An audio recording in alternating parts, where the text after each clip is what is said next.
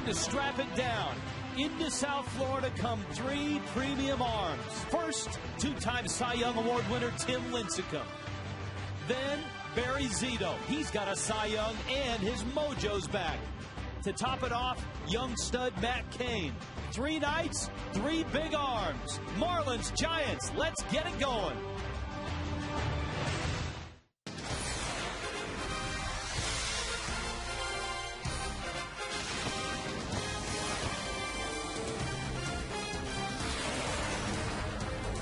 And those 3 big arms come to South Florida on a gorgeous evening here tonight.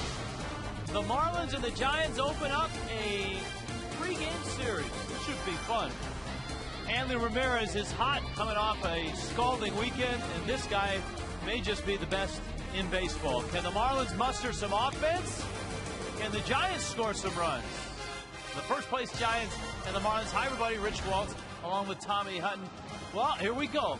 3 nights, 3 big arms, and it starts with the best of the 3 in Tim Lincecum. Yeah, you said it may be a great night. Not so much for the hitters this series for the Marlins. They have some tough ones to face. The toughest, I think, tonight in 2-time Cy Young winner Tim Lincecum. He is a unique pitcher in the major leagues. The only other pitchers, only 3 others, have won the Cy Young 2 years in a row in the National League. How about these names? Randy Johnson, Greg Maddux, and Sandy Koufax. I talked to Dave Righetti, Lincecum's pitching coach. He said he's the most unique pitcher he's ever dealt with. This guy has phenomenal stuff: fastball, curveball, and changeup. Undoubtedly one of the best in baseball. You can go either way, maybe Halladay or Lincecum. And he'll be facing a Marlins lineup which features one of the best hitters in baseball. Hanley Ramirez is hot right now, so this matchup between Lincecum and Hanley should have some teeth to it tonight. Yeah, these are the kind of matchups you kind of write out on paper and you say, I hope we get to see this sometime during the year. But Hanley Ramirez in his last 2 games has gone 6 for 9 with 3 home runs and 7 RBIs. He is locked in. He hit 2 home runs the other day, his 10th career multi-homer game. He's hit over 400 on the homestand alone. Look at what he hit in April compared to May. Look at the home runs, the RBIs. It's just amazing. And one thing Hanley has continued to tell everybody. He walked by me down by the batting cage. He said, don't worry about me. So nobody's worried about Hanley. We're going to have some fun tonight. Hey, everybody's worried about Lincecum tonight, but Anibal Sanchez is pitching for the Marlins. The Giants don't score a whole lot of runs themselves. No, they don't, and I think it'll be interesting because they've never seen Anibal Sanchez. A few of their hitters have, but he's never faced the Giants before. Marlins have seen Lincecum just once, and we've got him tonight. Tim Lincecum and the Giants, Anibal Sanchez and the Marlins. The series opens tonight in South Florida. It's Tuesday. You know what that means, kids. Email Tuesday tonight. What a night for it, too.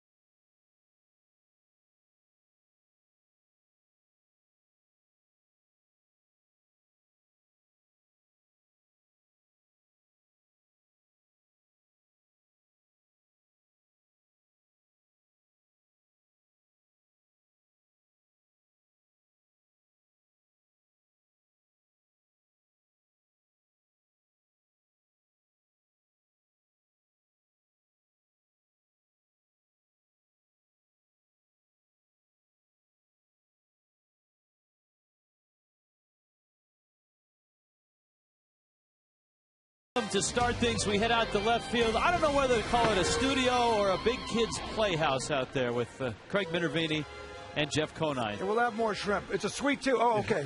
Hey, everybody. Craig Minervini with Jeff Conine. It's an email Tuesday night. Let's take a couple. Well, Rachel in Wellington, Nina, wants to know this. She saw Mike Sten on Marlins Live tonight. Thanks for watching, Rachel. Who in the bigs would you compare his game to? Well, he's got a kind of a unique game right now because he's tall, he's fast, he's big, he's strong. But I would say he's an outfielder. I would say kind of look out west at the Diamondbacks with Mark Reynolds, maybe Upton with the Diamondbacks also. He's got that kind of power. He's huge power.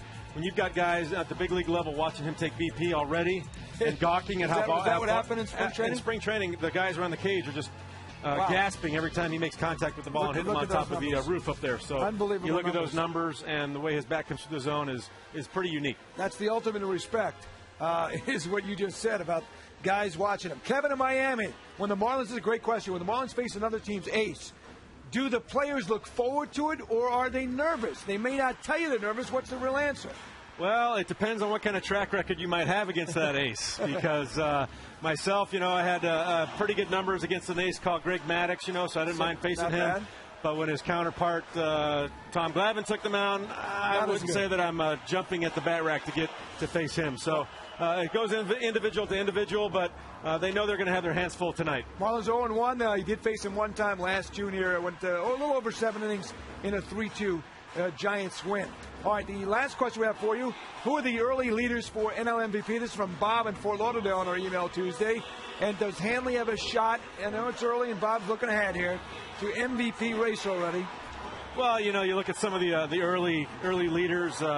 You've got the second baseman out there with the Diamondbacks, correct? Yeah, Kelly Johnson having a huge year so far. 9 homers, 62 total bases. And you look at Andre Ethier, another bright young star with the Dodgers, having a huge year. When it comes down to it, though, you're going to look at the same names, I think. Definitely Hanley Ramirez is going to be at the top with the MVP category. You can never, ever discount Albert Pujols in St. Louis. But with those emerging young players, it could be an interesting race. It'll be fun to watch. Bob, you're getting ahead of yourself, though. Let's worry about Lincecum and the Giants. That's what Rich Walsh and Tommy Hunt are going to be doing in just a bit as Game 1 gets underway here. We'll have Niner on our post-game show. Up next, though, here he is. His dog, his name's Cy, and he's going for his 3rd straight Cy Young winner. The White Bulldog. He spent a lot of time in the Giants clubhouse. Ball game coming up here from Sun Life Stadium. Wow.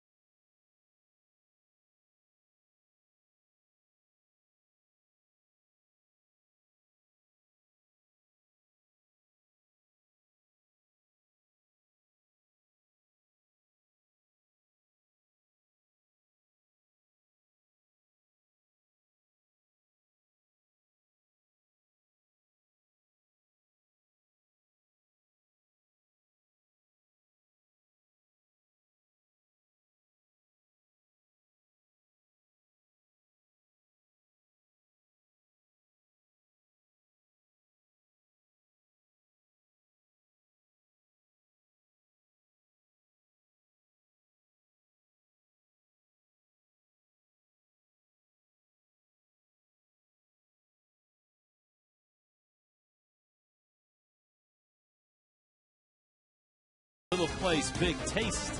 Like Geico, 15 minutes could save you 15% or more on car insurance. Visit us at geico.com or call 1-800-947-AUTO. And by Toyota, moving forward. 3-game series after an off day. The Marlins took 2 of 3 from the Nationals this weekend. Here come the San Francisco Giants.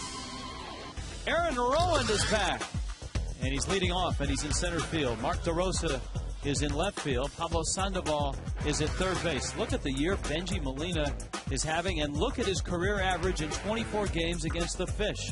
The veteran Aubrey Huff, former Kane at first. Juan Uribe gets to start at short. Nate Shearholtz in right. Pat Downs at second base, and Lincecum hits ninth. Anibal Sanchez, Aaron Rowan. And the first pitch almost hits Rowan after he just got activated from getting hit by a pitch in the cheek. By a Vicente Padilla pitch in the cheek. He didn't want to go on the disabled list, by the way, either. I'll bet he didn't even want to come out of the game. You saw Sanchez's numbers, and Anibal's breaking ball is deemed high by Marty Foster. We talked about Anibal having not faced the Giants before, but he has faced Aaron Rowan quite a bit. Aaron Rowan 4 for 5 against him. Of course, Rowan spent a couple of years with the Philadelphia Phillies. And you saw Molina's average against the Fish. And that came in 24 games. If you want to stretch it out even further, highest batting average against the Fish of active players, 150 plate appearances up. Aaron Rowan is at 329. He is 7th on that list. Of course, Matt Diaz leads. There's a good breaking ball from Sanchez. I think we've seen Anibal Sanchez fairly consistent. He's gone 6 or more innings in all of his starts. But I don't think we've seen him get to that next level when he has quality pitches, gets ahead, maybe can take the game a little deeper. Good sign, that good breaking ball, that last pitch to Rowan. Another one, and Rowan doesn't go after it. One of the all-time great gamers in baseball. Rowan, of course, a Philadelphia Philly. He was a world champion with the White Sox. That tremendous catch in which he broke his nose, busted his face up in Philadelphia. Kind of a trademark play in what has been a blue-collar and very successful career.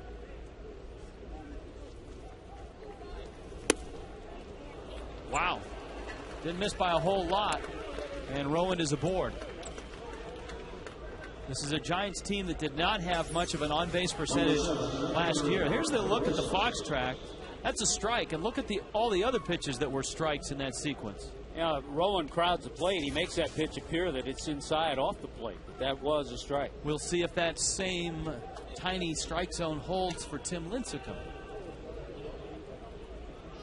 Here is Mark DeRosa. And he goes after the first pitch and pops it up. Uggla on the infield. And Daniel makes the catch. Marlins need to play good defense this series. Yeah, they do. What a beautiful night for a baseball game. We'll check out the defense with Coghlan, Maven, and Cody Ross in the outfield. The infield setting up the same, and of course John Baker behind the plate with the right-hander on the mound for the Giants, Tim Lincecum.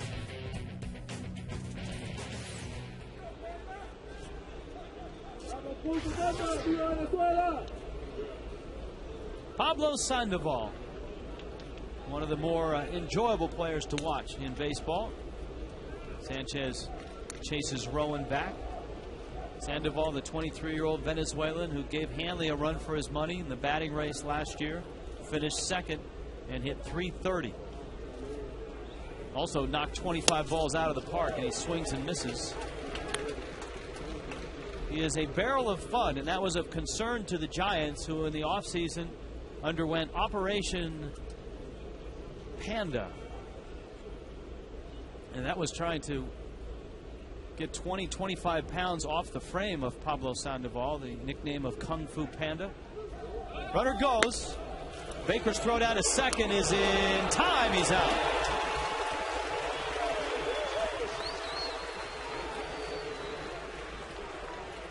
There's a case I think John Baker saw. He had an opportunity to throw out Aaron Rowan. Looked like he took a little time, but quick feet, a strong throw, and then the tag applied. So Rowan didn't have the best of jumps, but a nice throw. Good to see 2 quick outs. It's a great pitch to throw on for Bake because it was up, so he was naturally coming out of his crouch. Almost like a pitch out. 2-1 on Sandoval, who will swing and hit just about anything. He does that and pulls it foul. He's very difficult to pitch to. When you talk to Randy St. Clair or any of the Marlins pitchers about the scouting report to Sandoval, because he's liable to go out of the zone, very Vladdy Guerrero-like, and hit a ball hard. Even if you miss on a pitch, he'll punish it. Pretty amazing that he's walked 10 times already. He's only struck out 10 times with those 10 walks. 2-2 coming. And Sanchez pops him up. Uggla.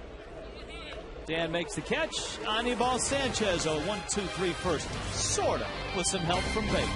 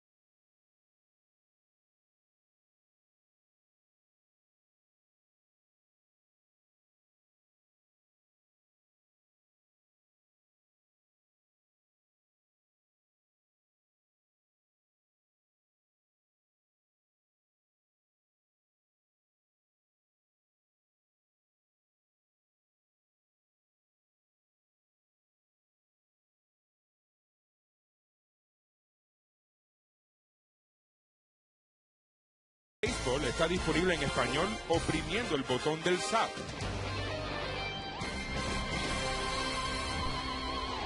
Marlins getting ready to face Tim Lincecum. Here come the Fish. Marlins lineup looks this way. Cameron Maben leads it off. Chris Coughlin is in left. Hanley Ramirez had a hot weekend. Jorge Cantu has had a great year. Dan Uggla, John Baker. Cody Ross's bat is starting to come alive. Gabby Sanchez solid all season. Look at Anibal Sanchez with a 375 average. Well, we've talked quite a bit about the 25-year-old right-hander, 5'11", about 160, between 160 and 165 pounds. He is just tremendous, and you have to keep the Giants from scoring because you know what? When the Giants score 3 runs or more, he's 37-2. He knows what to do with a lead. He's also a guy that in his 5 starts has punched out 43 already. Last 2 years he has led the National League in strikeouts. And he takes aim at Maben, and that fastball misses upstairs, and it's 1-0. And you add to that just 7 walks. And he misses with another fastball. Lincecum is out of the Pacific Northwest, raised in suburban Seattle.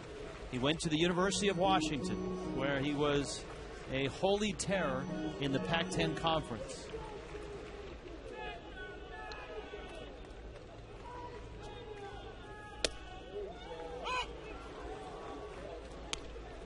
He's actually grown because as a freshman, he was 5'9", 139 pounds. And he threw in the 90s at that size. That one fouled off. And there were many teams that were scared away from him because of his mechanics and his size. He was taken with the 10th overall pick after dominating a terrific conference, the Pac-10. 2-2 coming. Maben went after the breaking ball. So he fell behind 2-0. No worries. Lincecum comes back and gets him. He has a lot of weapons. He also has some defense. Mark DeRosa, the veteran in left, Rowan and Sherholtz filling out the outfield. Pablo Sandoval, Juan Uribe, the veteran at short, Matt Downs, Aubrey Huff at first, and Benji Molina behind the plate. Edgar Renteria nursing a little growing injury. He's not on the disabled list. He is on the roster, but Uribe, their biggest run producer at short. Here's Coughlin now. These two have met briefly. Lincecum's start last year. Coughlin got to face him, had 3 ABs, and homered against him. Hit a 2-run homer, and those were the 2 runs that the Marlins had against Lincecum, and he started Coughlin out at 2-0. We'll see if Chris's bat continues to show life in this series, though it's not an easy series for a hitter when you got Lincecum, Zito, and Kane, and it's 3-0. Yeah, Chris has gone 6 for 20 on the homestand. Hanley's up next.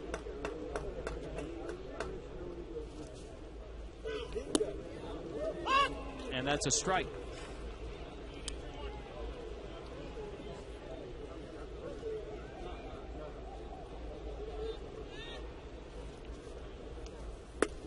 .3-1 arrives with something off it. Yeah, a 3-1 changeup. Not at all what you're looking for if you're a hitter. And so he's gone 3-2 on Coughlin. And back with a 3-2 changeup. A pitch that he'll throw 3 or 4 times in a row. 2 batters, 2 strikeouts for Lincecum. I was talking to his pitching coach, Dave Samson. We're talking about the changeup and how he holds it. It's not a circle change, and it's not really a split, but he does hold it between two of the fingers, middle finger and the index finger, and then kind of grips it on the outside. But it's a great pitch for him. His curveball, which is outstanding, is really his 3rd pitch. You saw Righetti, the longtime pitching coach in San Francisco. Here is Hanley now. And Lincecum starts him with a high fastball. Right now, he's having trouble throwing his fastball for a strike.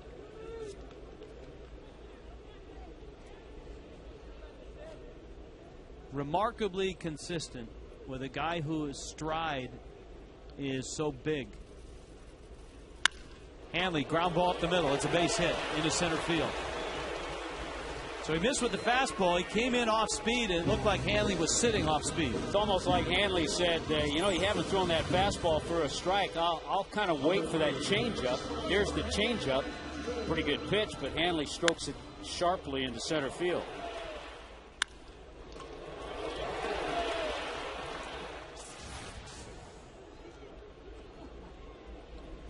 Hanley's aboard, and here is Cantu now.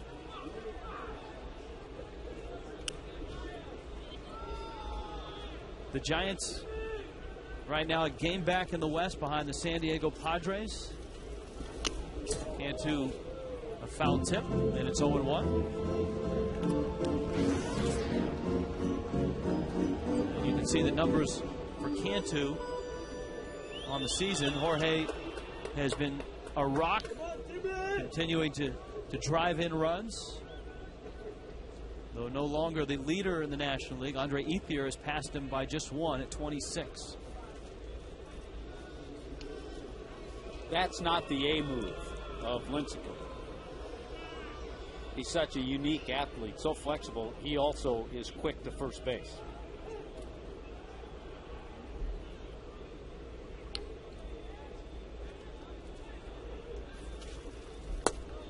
Misses inside. The other thing that's unique about him, Tommy, is his stride. When his father taught him this delivery as a kid, he knew that since he was going to be small, he'd have to generate all his power with his legs. His stride is 7.5 feet. That's 129% of his height. The average major league starter's stride is right around 80%.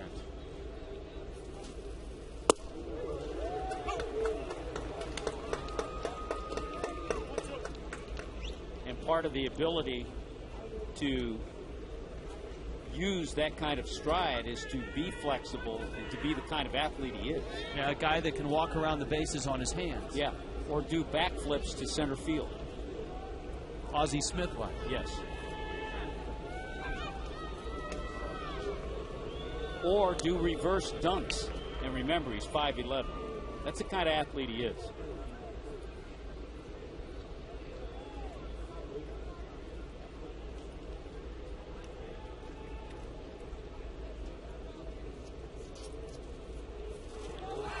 Hanley's running, and Cantu rolls it foul.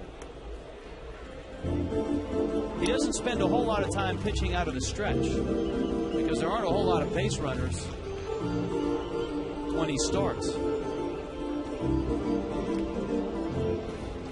We talked about the few number of walks, only 7 walks, giving up just 22 hits, 0.3 now.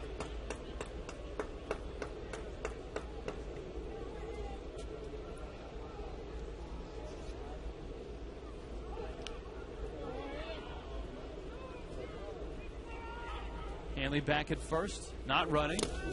Cantu swings and misses. It rolls away from Molina, who will pick it up and throw him out. Marlins got a hit, but Tim Lincecum punches out 3, and we're underway.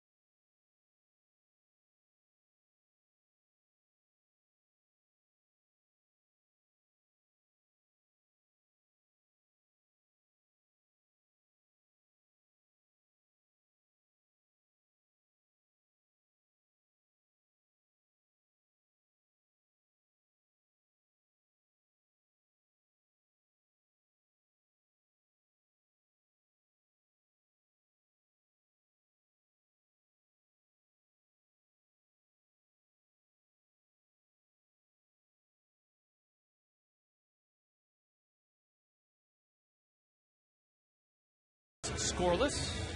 Fiesta Friday is coming up on the 14th. It's a Jiffy Lube Fiesta Friday. 7:10 start. The Marlins and the Mets get the 4 for $54 deal or the all-you-can-eat seats. Fans can play Billy Bingo for the chance to win a Hanley Ramirez batting champion figurine courtesy of Majestic Athletic. 1-877-Marlins.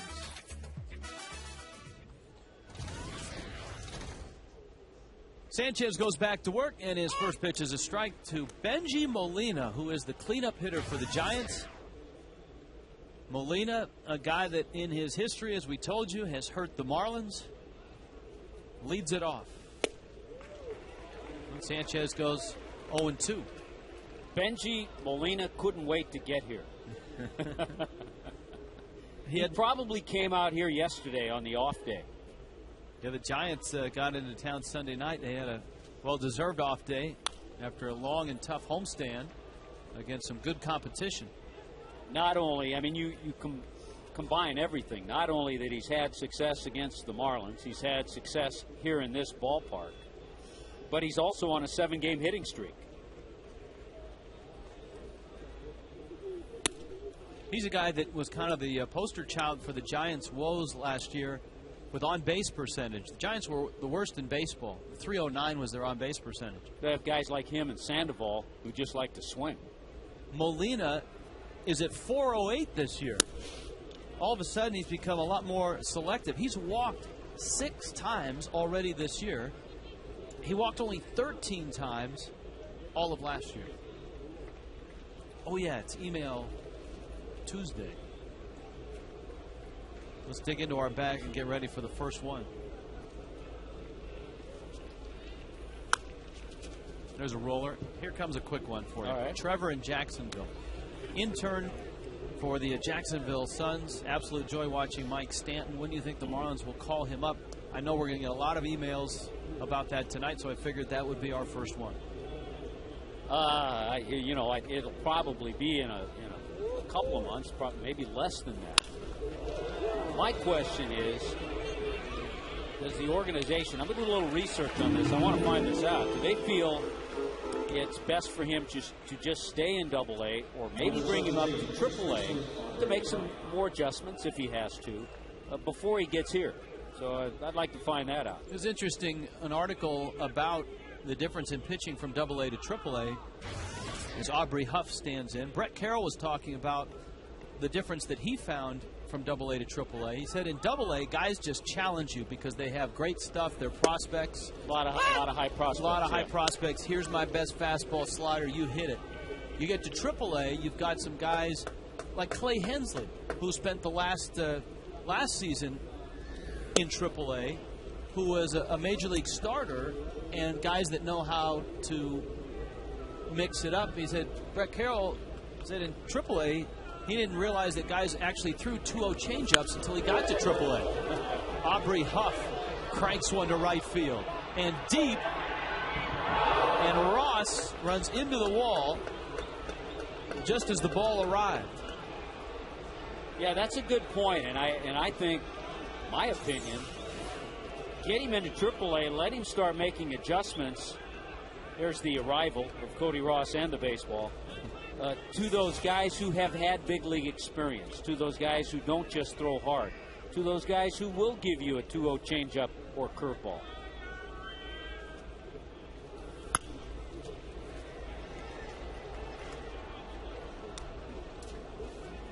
But right now we can't answer when, but when you've hit 13, when you lead all of minor leagues in home runs and RBIs and slugging percentage,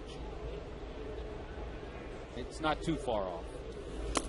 Huff takes down low. Aubrey Huff's career has been an interesting one. It's kind of been an off-the-radar career. Remember, he spent 7 years in Tampa Bay and then went to Baltimore and spent 3 seasons with the Orioles. Uggla's had a busy night already. That's the third pop-up that he's corralled. I'll tell you something that we saw the other night when Chris Volstad threw his complete game. We saw Chris in the first inning have command of all of his pitches. And you know what? Right now, early in this game, Anibal Sanchez has command of all of his pitches. We've seen some off-balance swings already. Juan Uribe, Brian Sabian, the general manager of the Giants, has always been able to assemble a veteran team with guys like Uribe, Edgar Renteria. Omar Vizquel was in San Francisco for a while. Another pop-up. Ross charging in on this one. And Anibal Sanchez has worked quickly through the Giants in his 2 innings.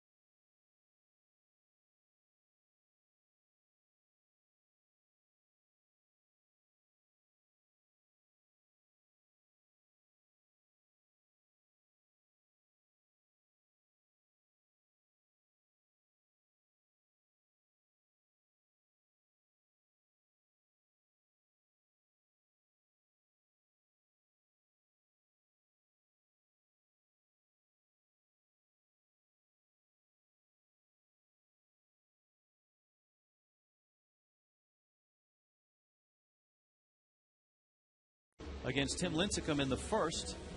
And so it's Dan Uggla, John Baker, and Cody Ross who will face Lincecum here in the second. Anibal Sanchez has been up to the task so far. I like some of the quotes that Dan Uggla had about facing a guy like Lincecum. It's a challenge. You know, major league players have gotten to this level because they accept challenges. They make adjustments. And to go out there and hit against somebody who doesn't throw very well all the time isn't a challenge. So this is a challenge for Dan Uggla, and he accepts it. Well, we've seen Lincecum have trouble with his fastball. He throws another one to Uggla, and Dan fouls it off. It's fun to watch Lincecum pitch, there's no doubt about it. And from this camera angle, getting a true look from straight center, you really get an appreciation for how he works the plate, how he hides the ball. Very tough. Not only does he have great stuff, but he's tough to pick up. And our emailers out there, if you have thoughts on the center field camera that we've moved, tonight's a good night to lob in your impression and your thoughts. Bob in Weston, the old view, which was a little off center, was a better view. Why the change, in Bob's opinion? So Bob was the first vote. He liked the old view, which was off center.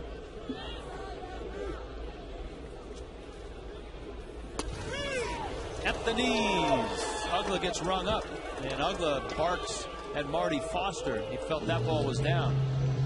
Let's see on Fox Tracks where it ended up. Well, it's a low strike if it's in Fox Tracks. And it just did sneak into the corner. Yeah, and Lincecum has no preference. Lefties hitting 179 against him, righties 171.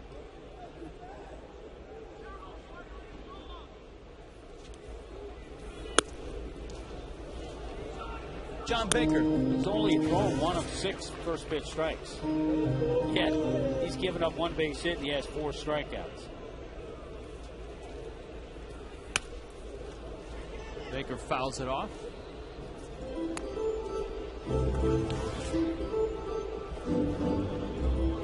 It's always been a tough matchup, not only Lincecum, but this ball club here. The Marlins last year against the Giants were 3-4.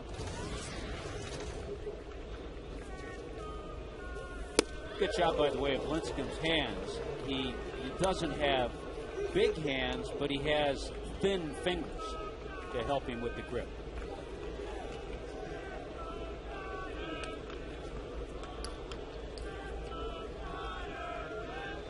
One and two. Bake, of course, grew up in the San Francisco Bay Area. And that pitch just missed.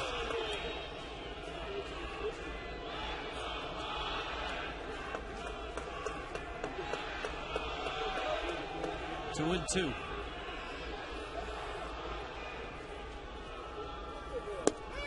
That is strike 3. So the Marlins have looked at 2. Uggla thought his was low. Fox Track said no. Baker thought his was low. Well, if you're John Baker and you watched on deck the pitch to Dan Uggla, here comes pretty much the same pitch. I guarantee that caught the corner, and it did. It was about the same level as the one to Dan Uggla. Adrian and Katie like the angle. They've learned how to read the strike zone with the offset angle due to watching baseball since they were young. Breaking ball misses. The angle that we've had for the last week works well because it's not a high angle. You can not only see if the pitch is in or out better, but you can also determine that the pitch is high or low. That would be high and low. It came in hot and it went back out hot. And that would be ripped sharply by Cody Ross right back up the middle. So a 5'11" hitter rips one off a 5'11" pitcher and gets a 2-out single.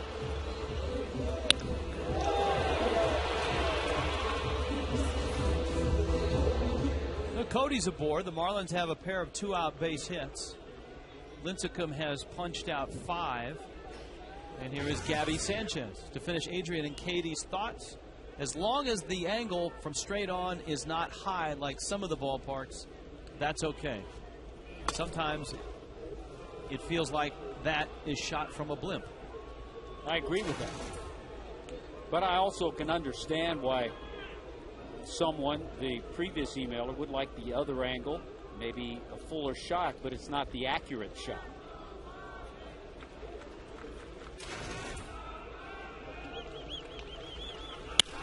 Gabby tries one center field. Hits it well. Rowan goes back to the track. At the wall. Makes the catch. Gabby Sanchez sent that one about 410 feet from home plate. Still scoring.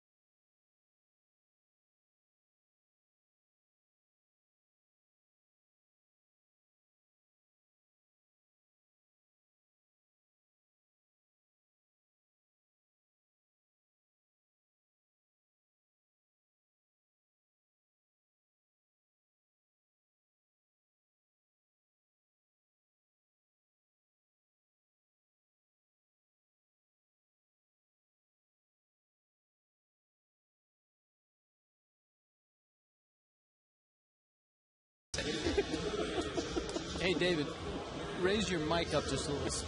There you go, right there.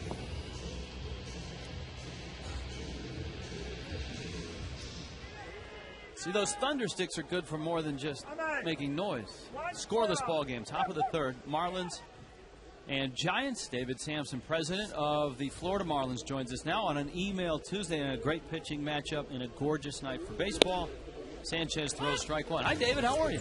How are you? I think it's my first time this year. I was just going to say, yeah, first time this year. I miss you guys. Yeah, well, nice to have you. Thank you. Yeah, we've got a lot of questions to lob your way. A lot of stadium questions for you. That breaking ball to Nate Schierholtz is down low. We made some notes ourselves, but one fan just sent in. Matthew wants to know, coming from Palm Beach County to the new stadium, want to know if Tri-Rail has plans to expand their schedule when the stadium opens. Will there be transportation from the nearest Tri-Rail station to the new ballpark?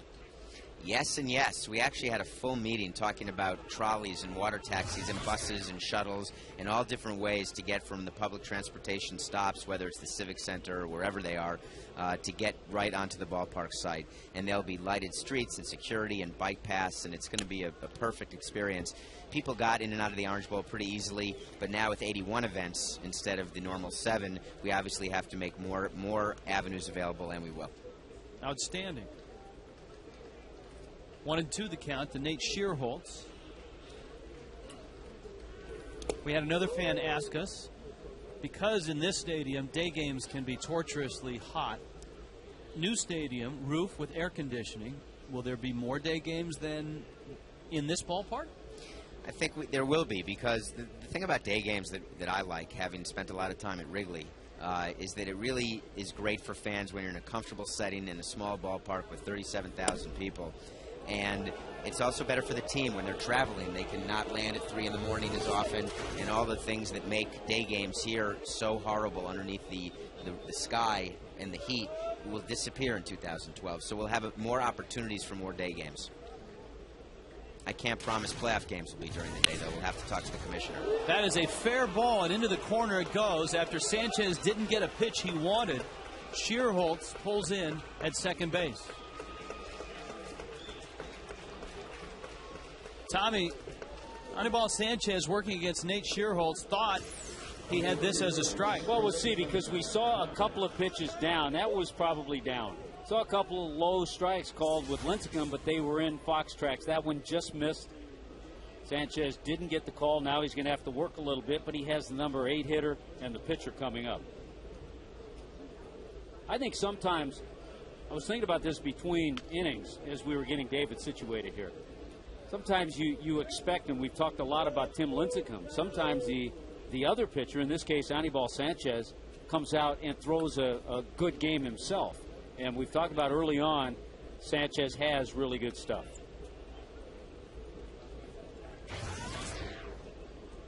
Here is Matt Downs now.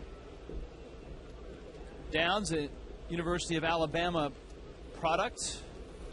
He goes after a fastball and lines it into the seats.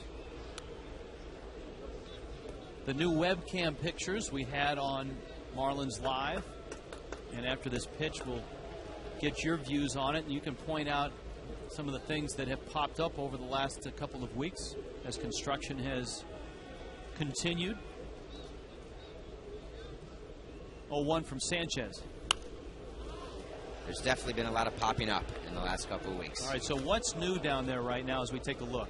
Well, you can see right now, if I could, I don't have Tommy's special thing. Yeah, you do. Go ahead. There it is. For it. That is the bottom of the ballpark of the seating bowl. The corner is being turned. This is really behind the plate, and you see some suites, and there you are, right there, by the way. Right there? I'm going to draw Tommy right there. Okay. That's him. Tommy's out in left field now. A base hit to left field, and the Giants are in business.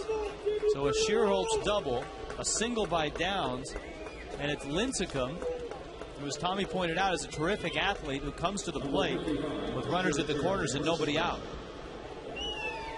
And are the beams complete now? The beams are up. The track beams are completely up. Yeah. Because roof erection is going to start on July 1st. And the best thing about that is you're going to see steel literally being built, and then pieces of roof will be rolled across the top of those track beams starting very soon. Even by the All-Star break, you'll see the roof coming up. By the way, every visiting broadcaster that comes in to talk to me and Rich, we make it a must that they get on the Marlins site and look at the webcam. People can't believe the progress that we've made. Groundbreaking was just last July 18th, so we're just really starting, but there's 23 months to go. 2 years from now, we'll be playing the Giants in the new ballpark already. Sanchez steps towards third, looks towards first. Lincecum at the plate. And certainly when Lincecum is on the mound, runs are at a premium. And so Sanchez trying to work his way out of this, at least get an out and get a shot at a double play ball. That's a good breaking ball, and it's 0-2. Well, Rich, that's a good point, because we mentioned earlier when the Giants score 3 or more runs, he's 37-2. I remember reeling off stats like that when Greg Maddux was in his prime, too. 0-2, not a squeeze, but he busted him inside, and it's 1-2. It's hard to say that Tim's in his prime, isn't it? Isn't this his third year? Yeah, he's 25 years old. Yeah, 25 years old. There are only 3 other National League pitchers that have won back-to-back Cy Young awards. Sandy Koufax is one, Randy Johnson and Greg Maddux. We were talking about the fact that he was the 10th overall pick, and there were teams that passed him by. The Marlins that year, I believe, were back 19th or 20th in that draft. Mm-hmm.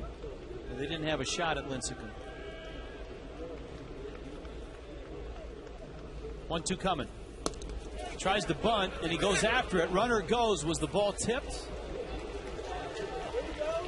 I didn't see the indication by the home plate umpire, Marty Foster. Now, so that's going to mean Downs ends up at second base. So Bake just flat out dropped it. So it is a strikeout. Good breaking ball that, yeah, he does not tip it, and Bake just couldn't handle it. So Downs is credited with a stolen base. Lincecum strikes out, and now Aaron Rowand is up. Paul has a question for you. Been checking out the new ballpark webcam. Starting to see a large cement cylinder being built past the wall in center field. Is that the makings of a large fish tank?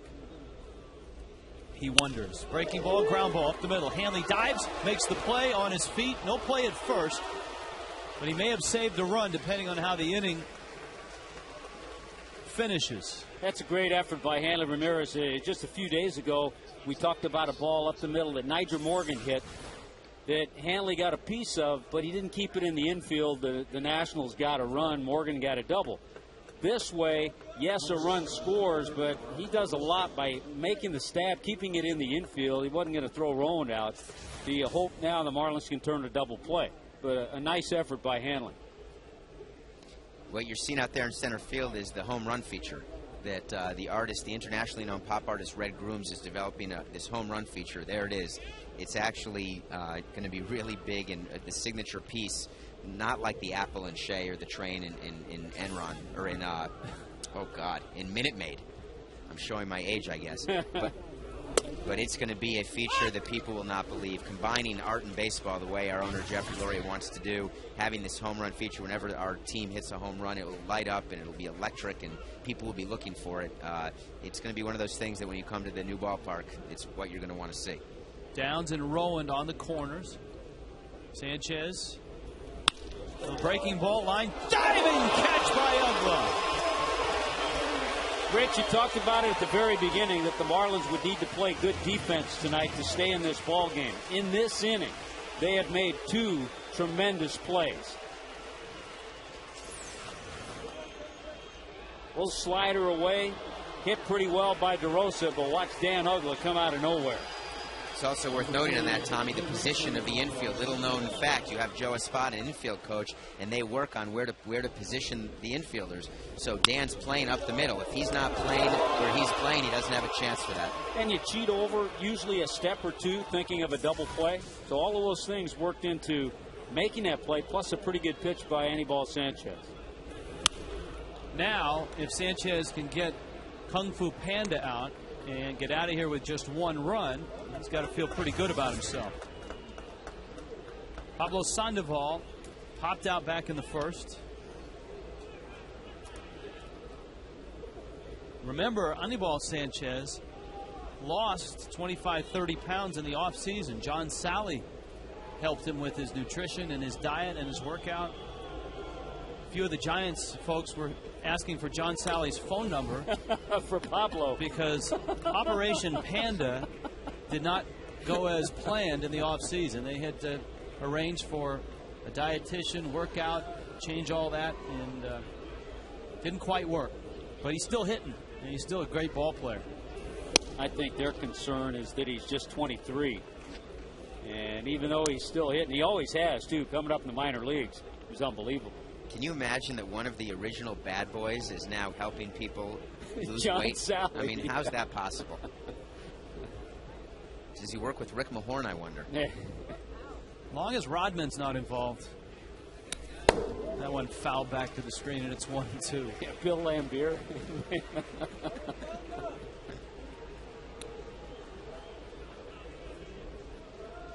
Sandoval, such a colorful player and an incredible story. He grew up left-handed, but he wanted to catch. So he taught himself to throw right-handed so he could be a catcher. Yeah, I was told every once in a while he'll grab a left-hander glove and go out and just start playing catch left, throwing left-handed. He can play either corner and he can catch.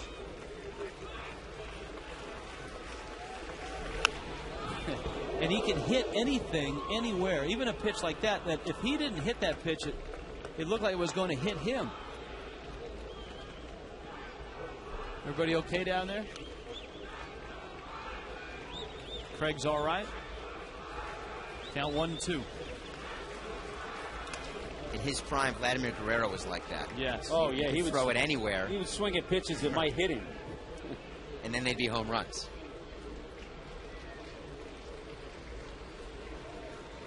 One and two. Got him. What do? You throw it right down the middle, and you can get him. All right, David, if you can hang around, we got some more stadium questions. Absolutely. Also some Marlin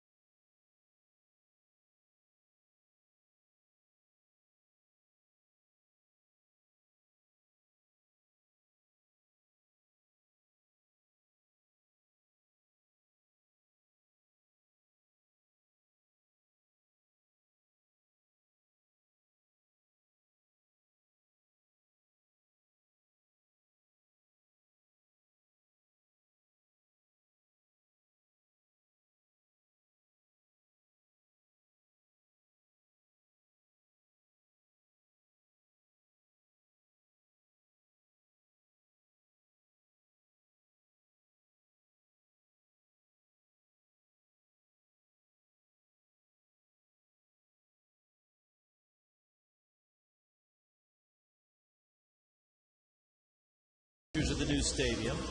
What else will separate it from going to a game at this ballpark, Sun Life Stadium? Well, let's start with the fact there'll be 37,000 seats instead of 77,000. The weather every day will be 78 and sunny. It will be sight lines for baseball, where all the seats actually face into the diamond. Anibal Sanchez taps it over the middle, and Uribe makes the play. I cannot tell our fans, because there's no way to comprehend it. When you've been going to baseball games at Sun Life or Pro Player or Dolphin Stadium or Joe Robbie for so many years, 18 years now, to go to a baseball-only facility with a roof, with air conditioning, that's intimate, I don't think our fans can appreciate it. It's going to give them such a different feeling. Yeah. It is going to be as big a change as when the Twins moved from the Metrodome out to Target Field, or even when Houston, they used to play in the Astrodome going into Minute Maid. It's just a totally different experience in every way. Concessions are different. Walking around the promenade level, which is the main concourse, which is, you can see in the picture, which is right here, that's a 360-degree level where you can see the entire field from wherever you are. So there's nothing about it that's the same. We have a variety of questions that in the same category, and this is one of them. It's about changing the name to the Miami Marlins and the logo and the look of the Marlins. When will that start to happen? And some fans feel they'd like to keep Florida on there rather than change it to the Miami Marlins. Some have an affinity for teal. Where are you guys headed in this direction? Are you going to wait to roll it out, or will it be in stages? I guess when you have a choice between renaming your team Miami versus renaming it Nevada, Oregon, or Texas, I would go with Miami any day. And when the county and the city asked us to do that as part of the deal in order to form a partnership with us, we agreed, because what we wanted was the team to be here. Just like the Miami Heat are for all of South Florida, so are the Miami Marlins, and so are the Miami Dolphins. People love the Dolphins from all over the state. So for me, it was a no-brainer. Keeping the team here was the #1 priority. How about uniform colors and logos? Yeah, Jeffrey Loria, we're very lucky to have him. He's taken that process over. There will be a new logo, new name, new uniforms, new colors, and he's working with Major League Baseball and other professionals, and it's going to be a sight to behold. But look for that in November of 11, which is coming up, believe it or not, but November of 11. And I'll bet you'll have some sort of a fashion show with a guy like Chris Coughlin walking down a runway in the new uni. There will be a runway, and I will not be on it. Coughlin's roller, Downs flips the first, and Lincecum works a 1-2-3 third inning. David, thanks for stopping by. Thank you, guys. I'll see you again. Okay, thanks.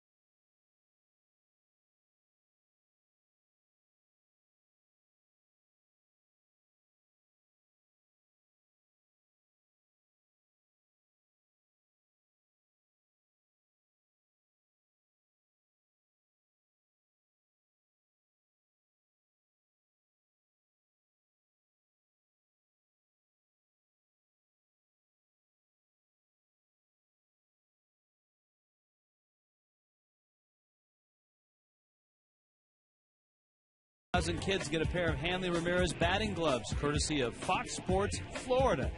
And all kids run the bases after the game in the Diamond Dash, 1-877 Marlins.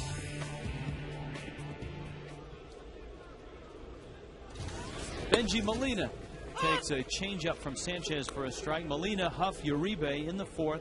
Giants got their run in the third against Anibal Sanchez. Some good pitching, though, by Sanchez to get out of that inning, giving up just the one run. And he had some nice defense behind it. 0-2.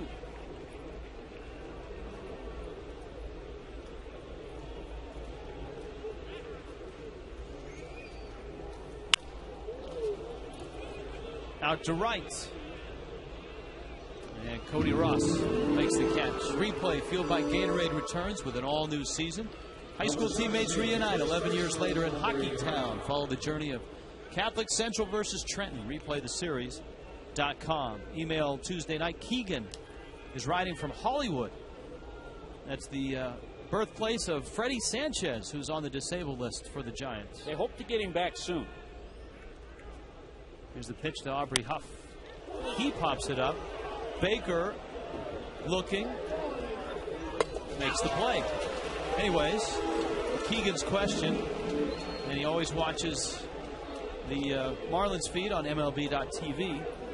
John Sally, who helped Anibal Sanchez with his diet, is a well-publicized vegan.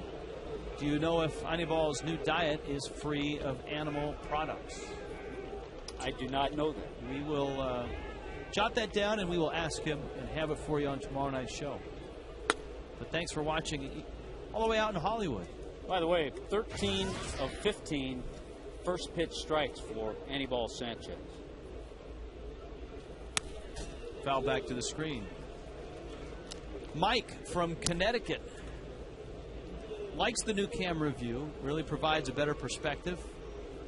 Hopes to make a trip down to catch a series this year. Any tips on a hotel for staying when he's in the South Florida area? I don't think you'll have a problem there. Quite a few. South Beach, up in Hollywood. I think the Giants stay at the Trump. A lot of teams stay at the... Was it the Westin? The Ritz and the Westin? The Ritz in Fort Lauderdale. The Diplomat, the Westin Diplomat. 1-2 coming. If you want to go high end, real high end, you go to the Delano, South Beach. That is high end. Those are for people like Madonna and Lady Gaga. Well, I was saying real high end. Tommy Hutton. There's a Tommy Hutton room there, a suite, I think. Oh, it's wonderful. Beautiful view. Hanley on to first in time. Sanchez goes briefly through the Giants in the fourth. Back to work against Lincecum.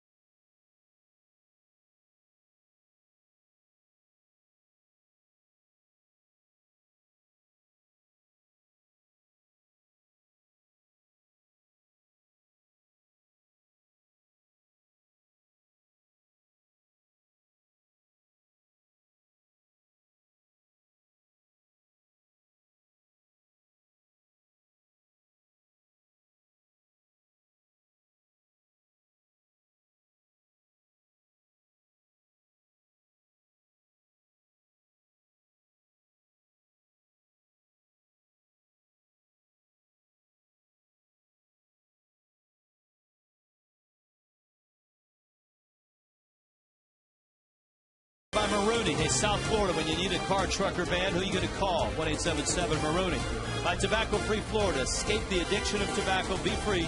Visit FloridaQuitMine.com. By AT&T, find out what's possible with the nation's fastest 3G network, AT&T. Rethink possible. Let's check in with Craig Minervini. Thank you very much, Rich. I'm standing very close to Dave Collins, the Marlins' first base coach and outfield coach, and a great player in his own right, especially with his speed in his day. But he's also become great for the psyche for the Marlins. Apparently, he gave a spring training day one speech, and nobody knew him. That was so rousing. Cody Ross said, "I'll run through a wall for this guy." He's one of the best coaches I've ever been around, Cody says now. What he does is come up with a lot of sayings. He's been around the country, Dave, seeing lectures and reading books. He loves the psychological part of the game. And he's been giving guys, Tim Woody gave a few weeks ago, said to him when he was worrying about outside issues like would he be sent down, which he was, unfortunate for him today. He said, you can't stop the birds from flying around your head, but you can stop them from building a nest in your hair. Another one, there's only one way to coast, that's downhill. And he told me today a couple of good ones. He said, one, if you're not preparing today, you'll be repairing tomorrow. And Dave told me that Gabby Sanchez each day likes to get an updated quote, one a day. So I said, what are you going to tell Gabby tonight? And he gave me this one. He told Gabby tonight, he who is going out and giving out excuses is seldom good for anything else. Hey, they say the game's 90% mental, right? Well, that's some good stuff. Sounds like a book should come of all that. 1-2, the count. Hanley singled against Lincecum his first at bat, and Lincecum wins round 2 with a sweeping breaking ball. Hasn't thrown that pitch all that much tonight. And here comes Cantu. AT&T trivia question. Flip the phone. Let's see what we got tonight. Who's the only pitcher to win a Cy Young and Rookie of the Year in the same season?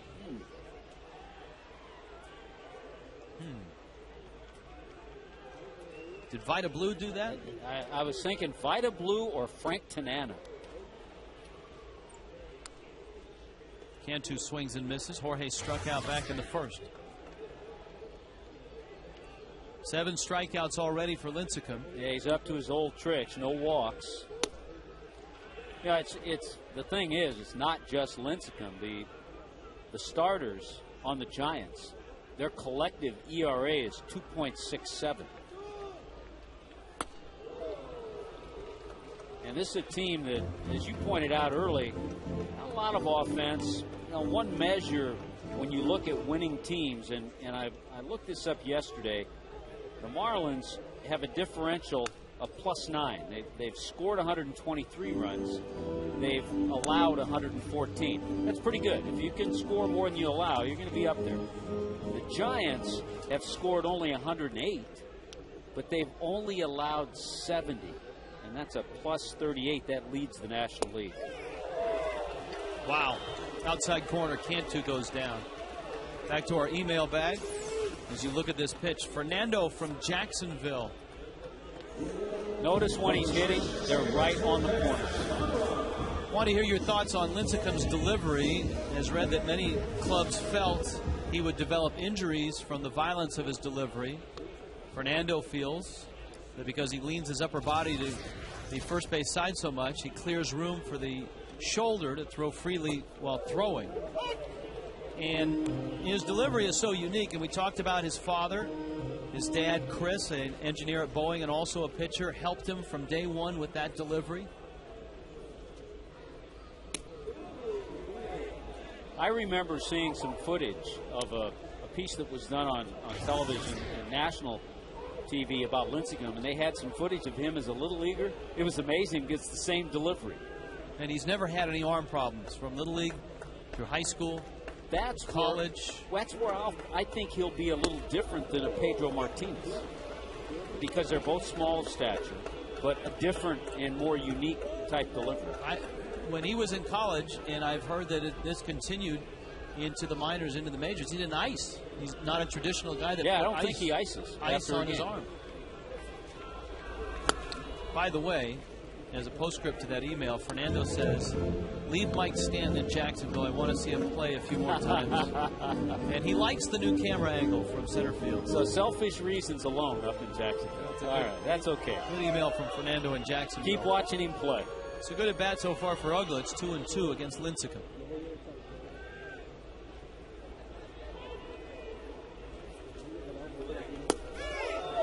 Struck him out. Uggla's not happy with that call, and he turns to Marty Foster.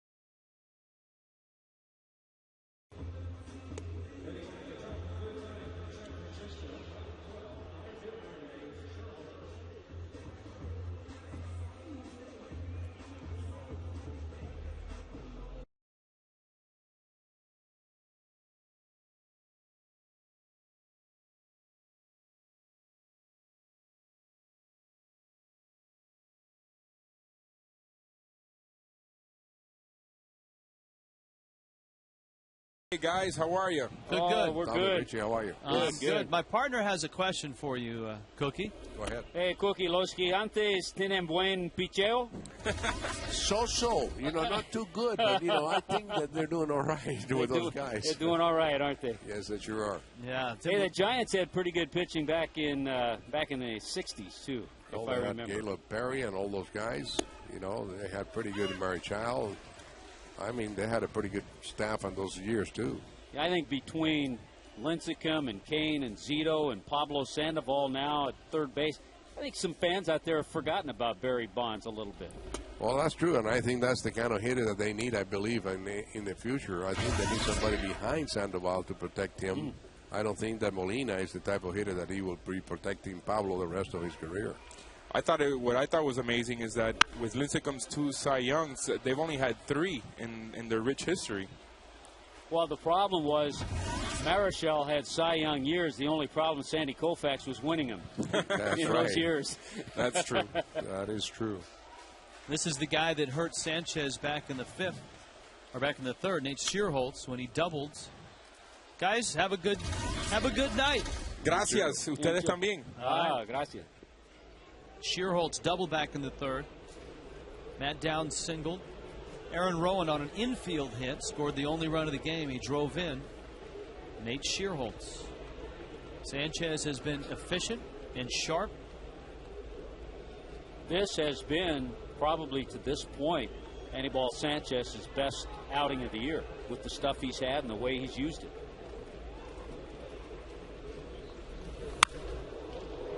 Shearholtz continues to pump foul balls down that right field line.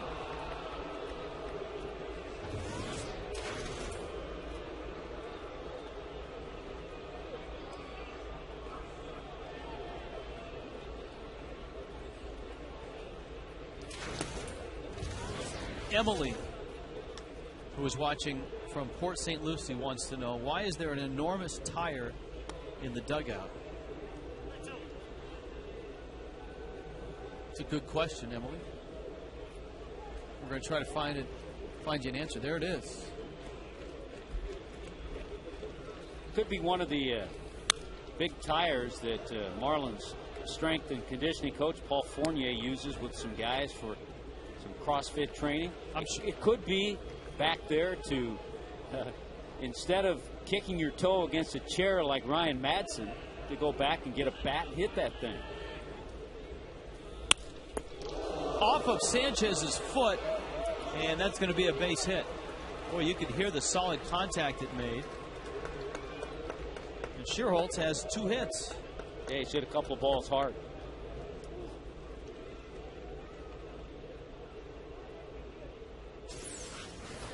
You can hear this. Yeah, I don't think that was the glove. I think that was off the foot. So he's going to be attended to by Mike Kozak out there checking things out. Freddie Gonzalez now out there with Randy St. Clair as well. Gives you time to peruse the email. Well, I'll follow you up with a good story on that. Looking for something for guys to take out their frustrations on. When I was in Seattle, there was a funny sequence. The video room used to be just off the dugout, and Brett Boone had struck out, and as he walked down the corridor, he took his frustrations out on the door to the video room with his bat, and he broke the doorknob, and they couldn't open the door. The problem was there were 2 or 3 players in there who were in the game watching video of their last and they couldn't get out. They couldn't get out. It delayed the game 10 or 15 minutes. Yeah, it's funny. I've seen all kinds of things. I've seen a heavy bag like boxers use. I've seen those hung in the runways of dugouts. I saw Larry Bowa one time destroy the dugout toilet, the sink, and water was spraying all over the place. But Ryan Madsen of the Phillies is going to be out, what I read today, 6 to 8 weeks now with toe surgery after kicking a chair after he blew a save. It's like Joaquin Andujar punching a fan. An actual, not a fan in the stands. When he came off, I believe it was in the '85 World Series in Game 7, busted his hand up. Matt Downs now with Schierholtz at first, and he's chased back by Sanchez. Yeah, bullpen phones have taken a beating over the years.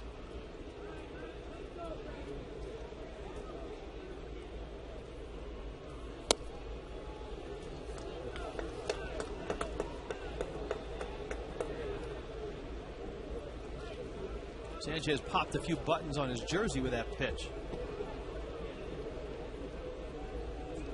Matt Downs actually started the year in AAA. He was called up when Aaron Rowan went on the disabled list.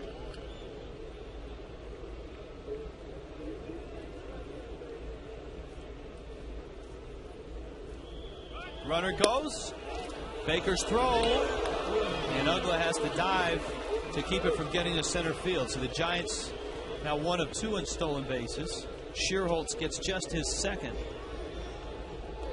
Giants don't steal many bases. They're a lot like the Marlins. Yep, they actually came into this this series each with 9 stolen bases. And now Downs is in a position where he was back in the 3rd with Schierholtz at second, trying to move him over with nobody out. He had a good at bat in that situation too.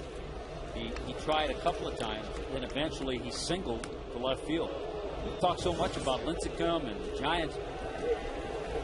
I don't know if we've mentioned Bruce Bochy yet tonight. Bruce Bochy in his 4th year managing the Giants. Bochy stays hidden. He's a low-key guy. He is. Incognito. See, that's why we haven't seen much of him. There he is. That's half of Bruce Bochy's head, which is about the size of... Hey, I'm not going there. Come on. He has. And then Bruce Bochy has one of the largest hat sizes that New Era has to make in the big leagues. The other guy, I can't remember his name. He's a former Texas Ranger. Kevin Mensch. Kevin Mensch. Ground ball. And it gets under Cantu's glove. Down the left field line. Coughlin up with it. They're going to send the runner home. Coughlin's throw is not in time. A complete disaster because it scores the run, and Downs ends up in scoring position. And now an opportunity with nobody out for Lincecum to try to bunt him over to third. So that play had disaster written all over it in a lot of areas. Cantu was going to backhand, plant the back foot, make the throw. He didn't come up with the ball. And all kinds of things happened that were all negative. You know, the other thing, because of the way the play happened, Cantu was not in a position to cut the throw off. So there really was no cutoff man for Coughlin to throw to. Lincecum drops down a bunt. Baker picks it up, gets the out at first.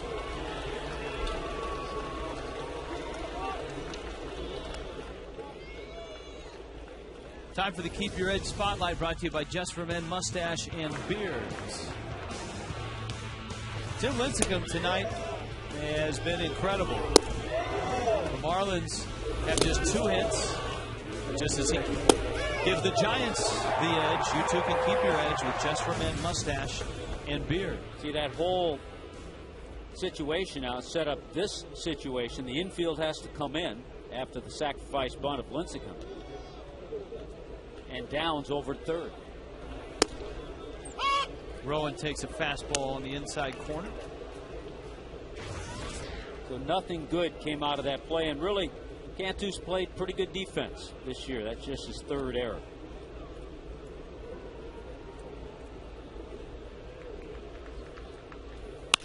Rowan back to the mound, off of Sanchez's glove and into right center field. And the Giants have a 3-0 lead. Aaron Rowan back in the lineup and doing what he does against the Marlins, and that's hit. And think about this. This ball was stung, but deflected. If the infield's back, it's deflected to Dan Uggla at second base. But because the infield is in, no chance for Uggla to get to it. See, it's deflected right there. If the infield's back, he's there to make a play. But with the runner at third base, that's why it's such an open opportunity to hit with the infield in. Now Rowan's in first. Sanchez has to take aim at veteran Mark DeRosa.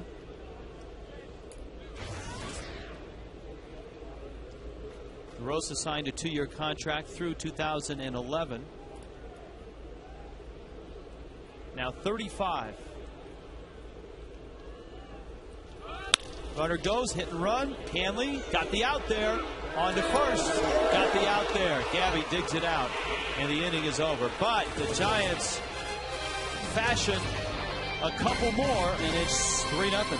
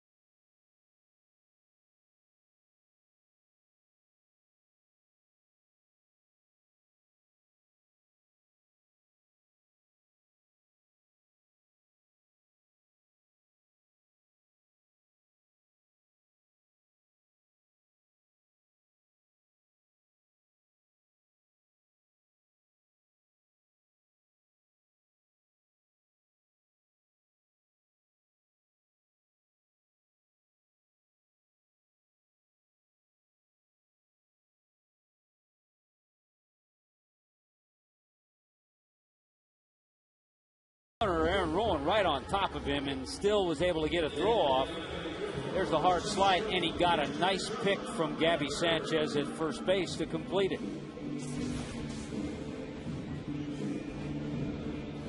A look at our Lexus leaders of the game presented by JM Lexus. Most double play groundouts. The Giants on top of that list. The JM Lexus price made us #1, 18 years running. Click jmlexus.com to find out how. Lincecum delivers, and John Baker takes up. Baker, Ross, Sanchez, as in Gabby, as in the bottom of the 5th.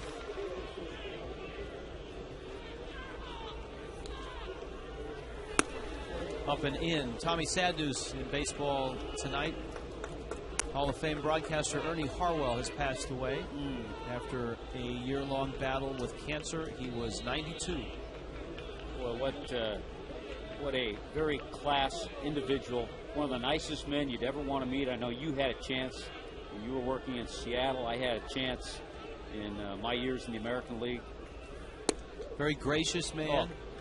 Very unassuming man, and easy to see how he became the fabric of summers in Detroit from 1960 all the way through 2002.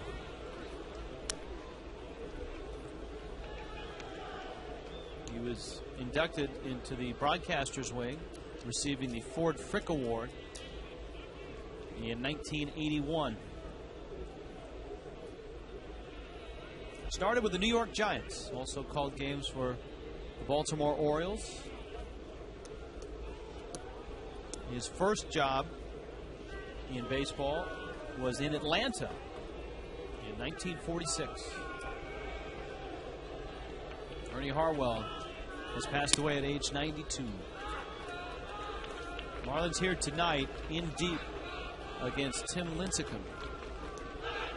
Yeah, in deep, because the Giants have gotten to that magic number of 3 that we've talked about. When Lincecum gets that number or more as support, he's only lost twice. Baker pulls a foul. Lincecum has 9 strikeouts already. Clay Hensley up in the bullpen. You can read a couple things into it. Number 1, Sanchez took one off the foot.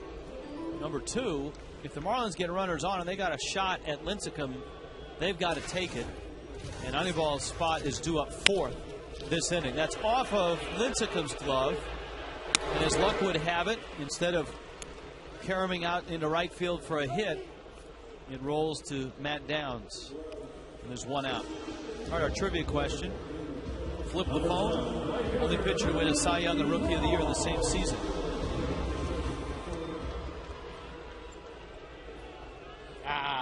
Fernando, 1981. Of course, that was the strike-interrupted season. Fernando Mania in L.A. That was quite a sight.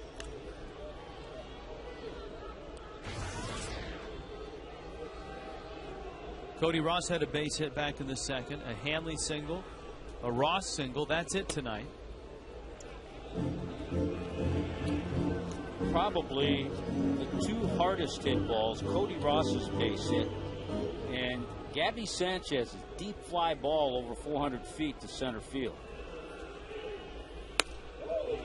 Cody with a big cut.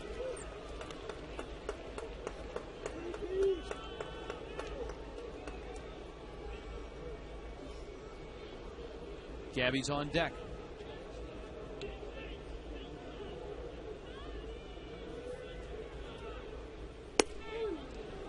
And a strike.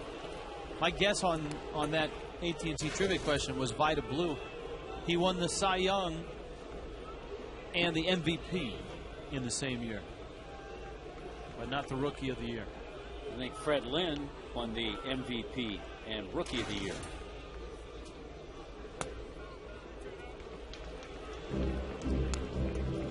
Count full now, 3-2.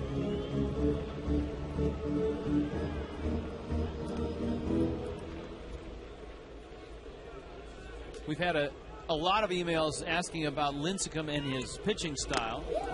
And that one is held by Molina, and down goes Ross. Wardo in Orlando wants to know When you were playing, was there anyone that you would compare to a guy like Lincecum? You know, I start thinking of hard throwers, and I can't think of one that was of his size. Most of the hard throwers were bigger guys.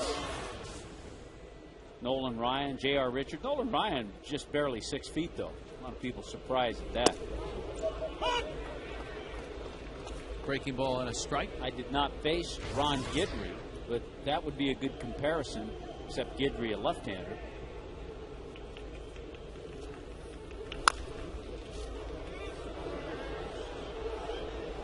That one a foul ball. That's the 3rd time already this year now Lincecum has reached double digits in strikeouts. Struck out 10 Braves early April, struck out 11 Phillies. His last time out, he went 8 1/3 innings, gave up 2 runs, left with a 3 or 4 run lead, and the bullpen gave it up, and he ended up with no decision. 0-2 to Gabby Sanchez.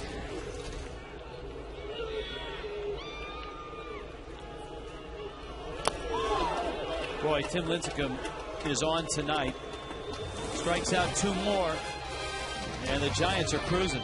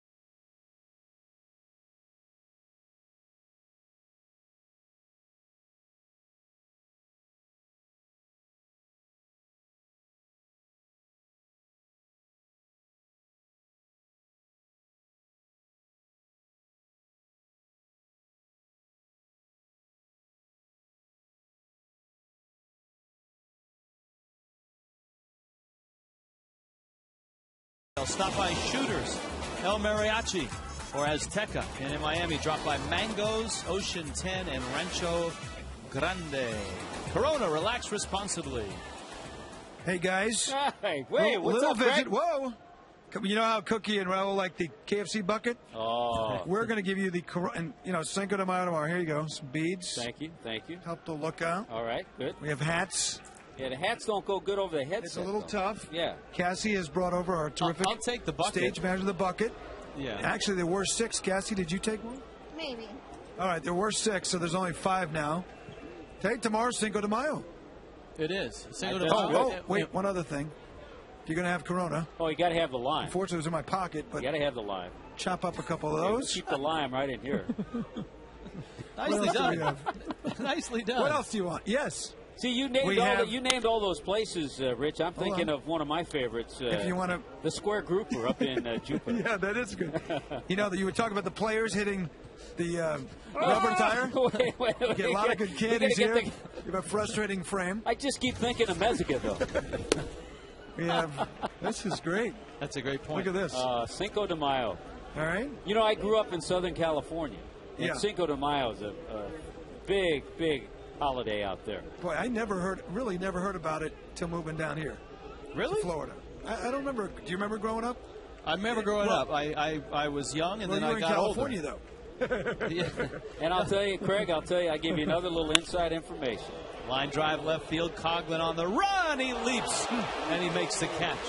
Before we see this replay, the other reason I always remembered Cinco de Mayo, it was my mom's birthday. I was just going to say, I think you said that once. Your mother's birthday. Wow. So you'll never forget. Did you know there was a St. Patrick's Day growing up? I did know that. I knew a couple other holidays, but I don't think it seems like in the last maybe 10, well, as kids we didn't remember years, because we weren't drinking you Corona. Couldn't drink Corona or Corona Light. This is getting way out of control.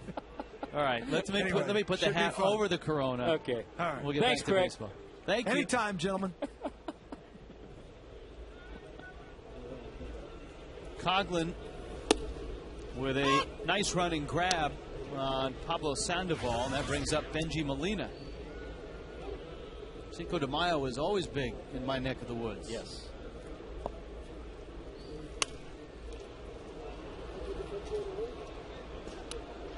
Hunter Jones in the bullpen.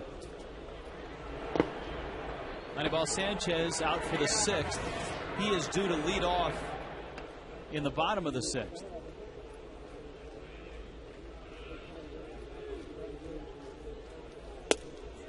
You know, it's interesting. The Marlins have made some nice defensive plays. That last one by Chris Coughlin. Saw Dan Uggla with a diving catch. Saw a nice double play turned, but the error at third has really hurt because it allowed the Giants to have that 2-run 5th inning.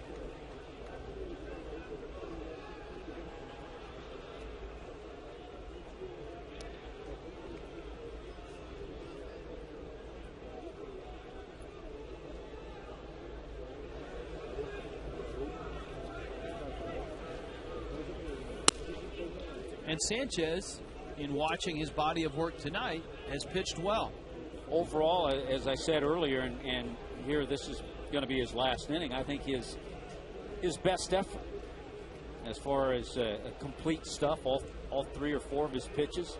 Used the breaking ball, his changeup he's used, his fastball has good life.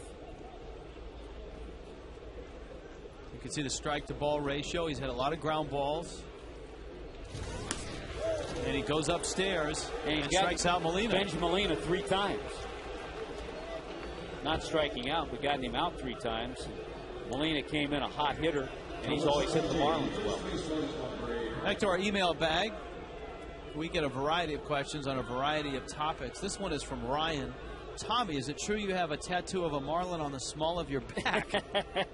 No, I don't. I do not. Frank and Kendall wants to know. After Cinco de Mayo, I may think about it. You may wake up with one. Aubrey Huff out to center field. Maben tracking. Makes the catch. And Anibal Sanchez, 6 innings. He wasn't Lincecum, but he wasn't all that bad. 3-0.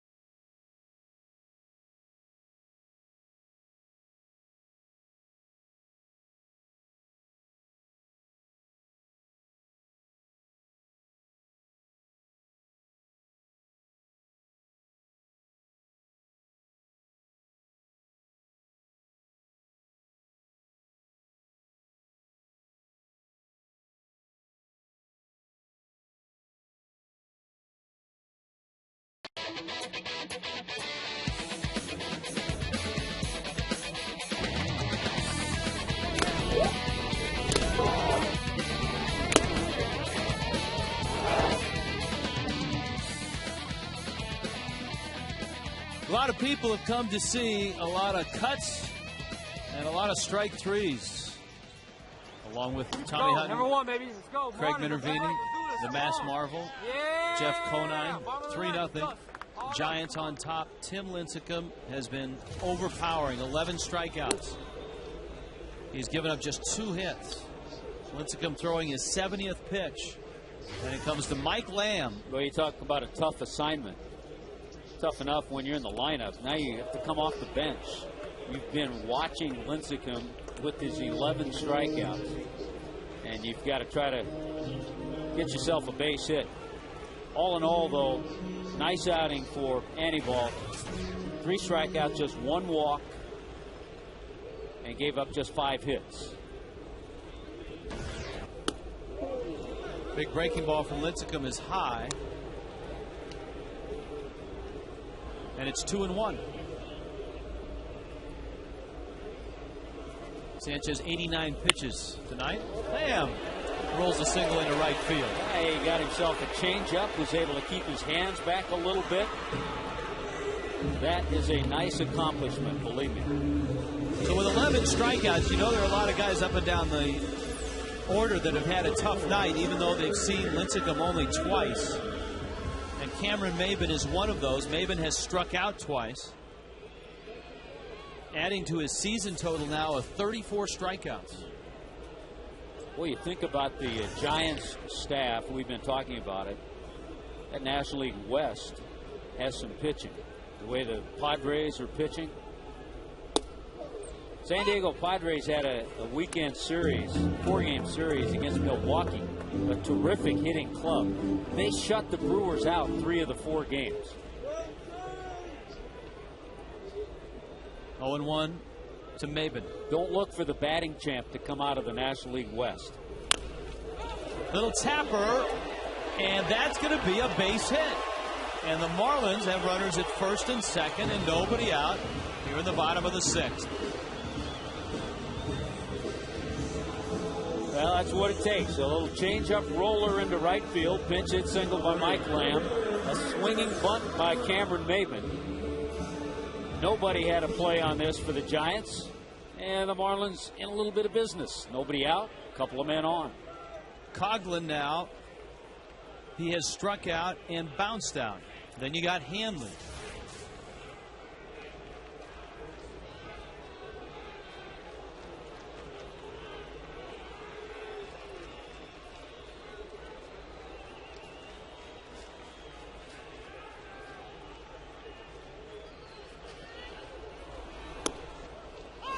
Breaking ball is a strike. Coughlin didn't think so.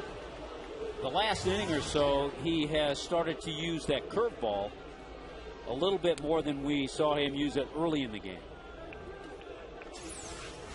Here's Fox Tracks. That was not a strike.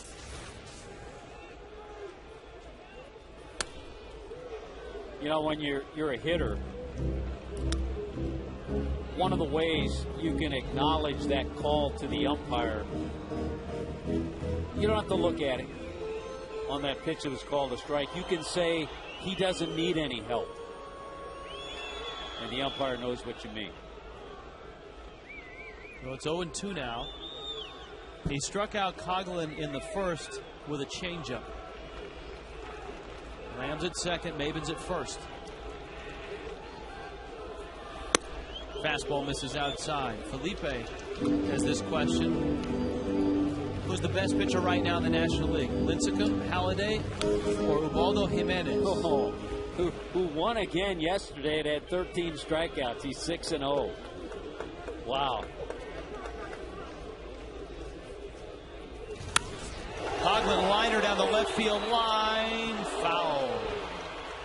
Just foul. And the count's 1-2. By sheer numbers, you would have to take Jimenez right now. Yeah. Because of wins and losses. Halladay is the most experienced and has the longest track record of the 3. But it's hard to vote against a guy like Lincecum, who's won 2 consecutive Cy Youngs. Yeah, Jimenez actually has, he doesn't now, but coming into the game, he led the league in strikeouts. Lincecum has taken over that category now.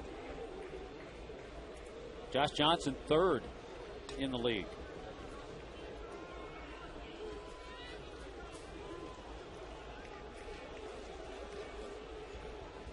One, 2. Fastball. And it's 2-2. It's the pitch he's had the most trouble commanding tonight, which shows you how great he is when he doesn't have his fastball. I'll say one thing. The National League needs to use those pitchers in the All-Star game so they can win the All-Star game. Coghlan just got a piece and stays alive. Well, Lincecum has been an All-Star both of his last 2 years. He and Hanley teammates both of those seasons. And the Marlins making him work in this inning for the first time. Up to 81 pitches. In the dirt, Coghlan has run the count full now, 3-2. Through the changeup. And doesn't get this hot in the Northwest. So he's, all of his life, pitched a lot of games up in that area. I'll be honest with you, it's warmer in the Northwest many nights than it is in San Francisco. Yeah, oh yeah. Full count. Let's see what Coghlan gets. Line drive, left field. Rowan is after it. Dives. He makes a tumbling catch. Lamb tagged at second and gets to third. Aaron Rowan saves 2 runs, steals a hit from Coghlan. And here is Hanley. My goodness. Boy, that is a robbery, and that's kind of an indication of the way things have gone for Chris Coghlan early on. You battle, you get a 3-2 pitch, you hit it hard, slicing away from Rowan. And Aaron Rowan, out of nowhere, comes up and makes the play. Won a Gold Glove in 07. He might not be the fastest of center fielders, but he got a great jump and great concentration to run that one down. Well, you go back to Friday night when the Marlins were mounting what looked like a comeback against the Nationals, and it was Niger Morgan who made a catch in right center field with the bases loaded and the runners going. And tonight, it's Aaron Rowan. So Hanley settles in with 1 out. Giants are going to appeal that Lamb left early. In Lamb's case, a very heads-up play, because he went back to tag up because he realized if the ball gets by Rowan, he can score easily. It's going to go all the way to the wall, so he doesn't have to go halfway. So by tagging up, he got himself to third with 1 out. That's a good play. I mean, some runners would go halfway, thinking that ball is going to drop. Well, even if it drops, he's going to score. Yeah, that's a good play. Maben was a mere 2 or 3 feet from him, just about to arrive at second base. It's a little different at the runner at first base. Absolutely. You've got to be able to score if it's in the gap. Hanley drives it left center field and deep. Go ball, go! Gone! 3-run shot! Oh, my! Hanley! Tie ball game. Don't worry about me, is what he said.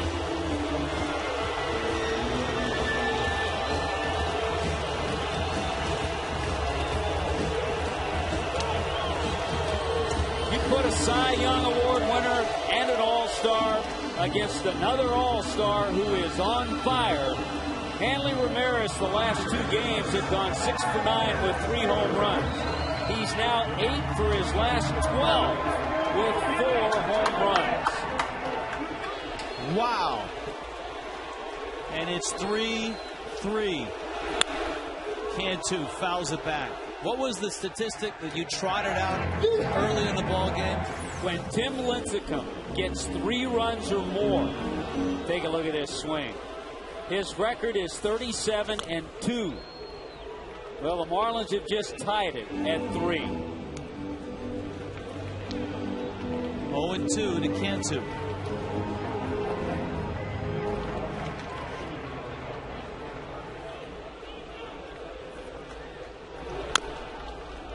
Jorge fouls it off. Our Geico quote, Hanley Ramirez, I told everybody, no worries. I was going to get hot. When I get hot, it's hot. Keep it simple, Hanley.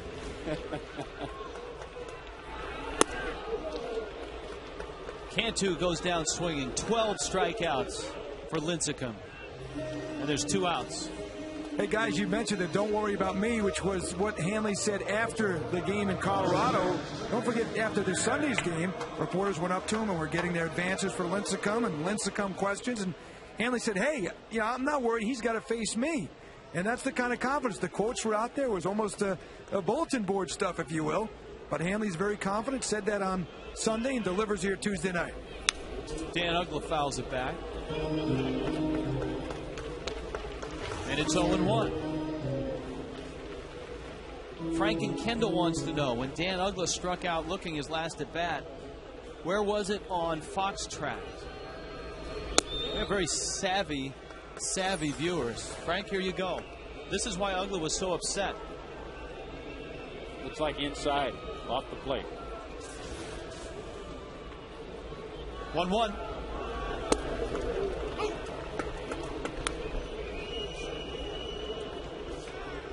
One and 2. How about this for a ball game tonight? It's a good one. Up and in. Almost got Uggla.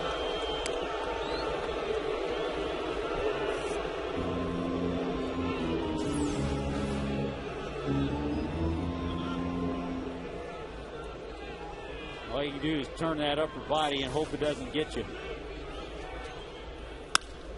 Uggla drives it right center field. Shearholtz makes the catch, but the Marlins get a couple of hits and then a blast. And this game.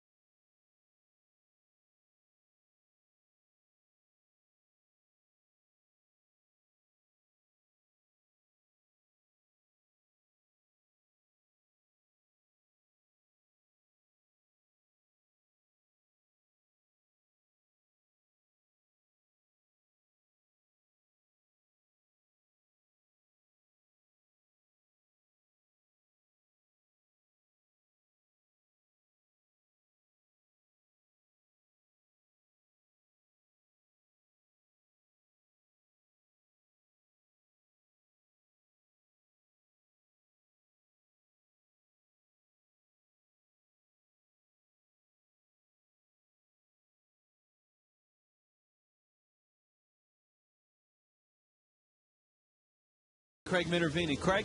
All right, guys, thanks. With Anibal Sanchez just outside the Marlins clubhouse here tonight, Tommy Hutton reflected he thought maybe your best outing of the year. You had great stuff. Obviously, a tough situation with the error for Cantu, but how did you feel on the mound tonight, Anibal? Today, I feel great. Every pitch, and on the strike zone, I got good command. I got my last start working on my command. Today is good. Today started with the first hit of the game. I give it walk, and I throw a strike, but the umpire missed like couple. And right now I feel good. I feel great. And, the team right now give me support, give me 3 runs right now. It's the guy in the tying game. You felt a little squeeze tonight with the strike zone? Yeah, today was a squeeze for me because I saw for Lincecum a lot of room on both sides. We've just showed. Yeah, I think the umpire has to be on the both sides. Was going against Lincecum, obviously you're going out to give your best effort, but knowing you're going against the defending two-time Cy Young champ, does that even up the ante for your performance as well? You know, I don't think too much about who pitched for the other team. I just think about how I'm going to face the hitters. You know, I don't think too much if they got, no matter what, who pitched for the other team. I know I threw in my team. They threw me when I'm in the mound, so I had to pitch. I had to make a throw. I had to make a good pitch for make it out. That's what I did today. That Hanley homer was exciting, huh? Yeah, today he making the tie game right now. Good job, Annabelle. Thanks for your time. For us, we grabbed him just before he got into the clubhouse here, guys. Let's go back up to you. That's good stuff. Yeah, it is. Clay Hensley takes over for Sanchez, and a good sharp breaking ball. And Hensley back from the bereavement list. He lost his father after he came out of the ball game Friday night. He learned that his father had passed away. He's back with the club. Hanley backing up, throws him out. Put on a show, Hanley Ramirez. Whoa! Juan Uribe hit a one-hop smash. Hanley lost his footing and then regained it just in time to throw out Juan Uribe.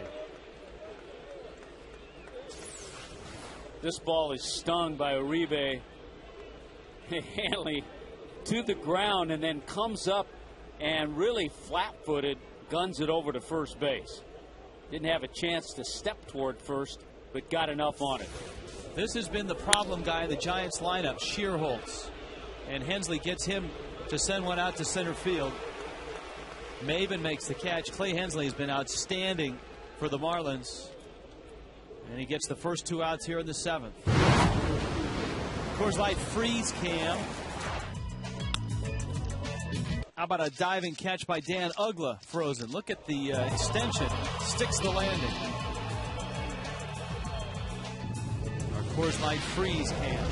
I don't know, but if I were at home, I'd feel bad that I missed this one. With the defense, the pitching, the long ball, this has been a great game. Matt Downs, Giants second baseman, has singled, reached on an error. The Giant rallies have started at the bottom of the order. Shearholtz has scored a couple of runs. Rowan, the leadoff man, has knocked in a couple runs. Rich, you talked about Clay Hensley in 12 2/3 innings coming into this outing. 21 strikeouts and 5 walks.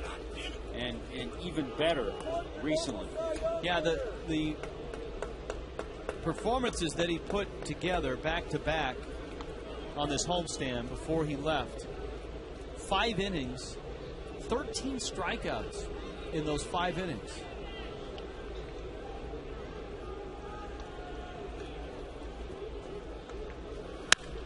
That ball's hammered left field. Coughlin watches it bounce off the wall, played it cleanly, and that is going to keep Downs to a single. Another nice play. Well played by Chris Coughlin. Once you see a ball hit so hard and you realize it's going to go over your head, you lay back, play the Karen, which he did, held Downs to a single.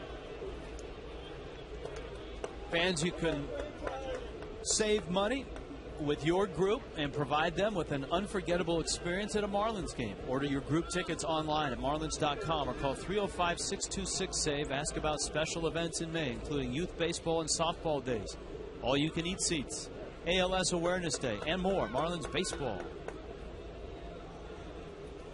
Lincecum sprays a grounder. Cantu has it, fires across the diamond in time, and Clay Hensley pitches a scoreless seventh, getting some help from his shortstop.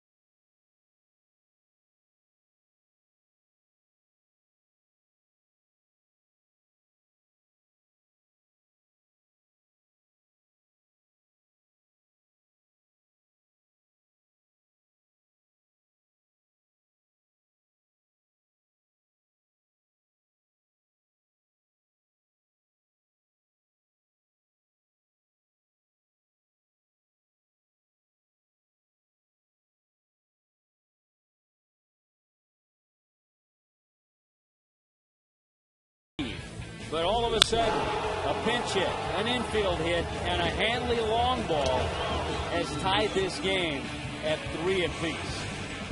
John Baker takes a first pitch for a strike. And it's 0-1. Baker, Cody Ross, Gabby Sanchez, Lincecum ventures into the bottom of the 7th. This is territory that he's used to. He's at 94 pitches, now 95. He's been known to get deep into games. Last 2 seasons, he's been over 220 innings in both of those seasons.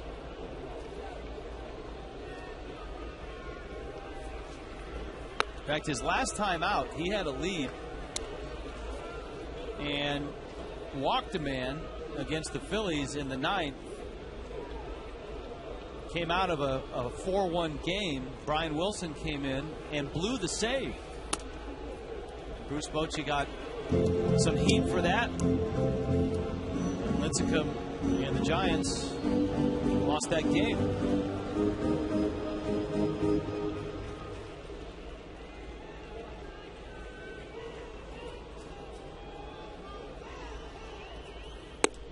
Pitch is down low. And the count's full now.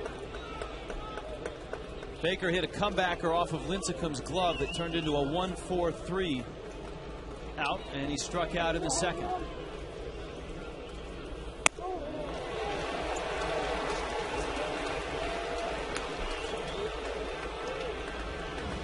All of a sudden, just a tiny chink in the armor.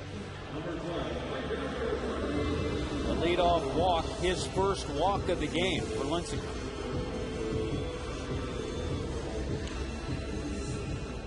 Here's Cody Ross.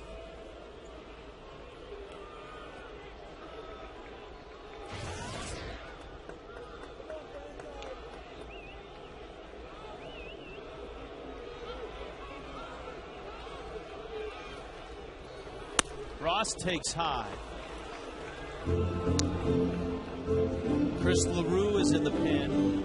Even though Clay Hensley worked a scoreless inning, the pitcher spot is due up 4th for the Marlins. And the Giants bullpen shows signs of action for the first time tonight.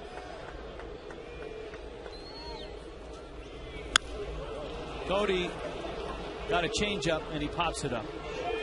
He's mad at himself. He got a changeup that was up a little bit. We've seen Lincecum most of the night stay down to his fastball and changeup. Guillermo Mota is up, former Marlin.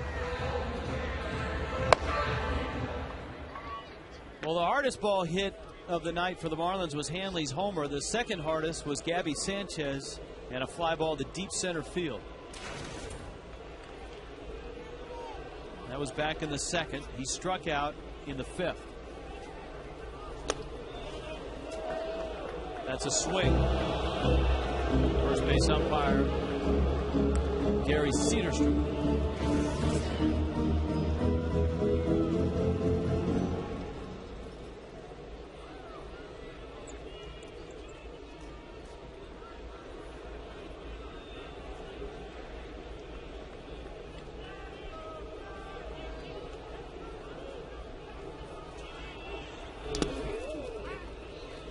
Molina dug that one out of self-defense. Interesting path to the major leagues for Benji Molina. Wasn't drafted. No, wasn't even a catcher. No, the scouts came to scout his brother Jose, and his mom had to convince the scout to look at older brother Benji. And so the scout said, oh, okay. And he threw Benji behind the plate because that's the position Jose played. Said, can you throw to second? And he threw to second. So the scout signed him for like $1,000. Yeah, and all Benji has gone on to do, win a couple gold gloves. He's in his 12th year. The Giants catcher of the future is Buster Posey out of FSU.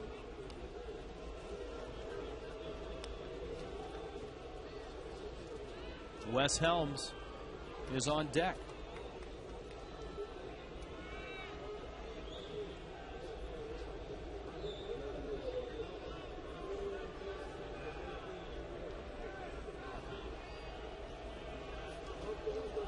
Runner goes. Gabby drives that ball left center field. DeRosa's after it. Rowand is there too, and Rowand makes the catch. To finish that story about Molina, the scout who was there to see his brother Jose gave him a small amount of money, signed him, and said, all right, you're a catcher. Well, he'd never caught. So he went to Walmart and bought a Lance Parrish catcher's glove. And off he went to rookie ball with a Walmart catcher's glove. And he would go on to win a couple Gold Gloves. That's amazing. That's amazing. And of course, the oldest of the catching Molina brothers, who all have World Series rings. Here's Helms now with 2 outs in the 7th.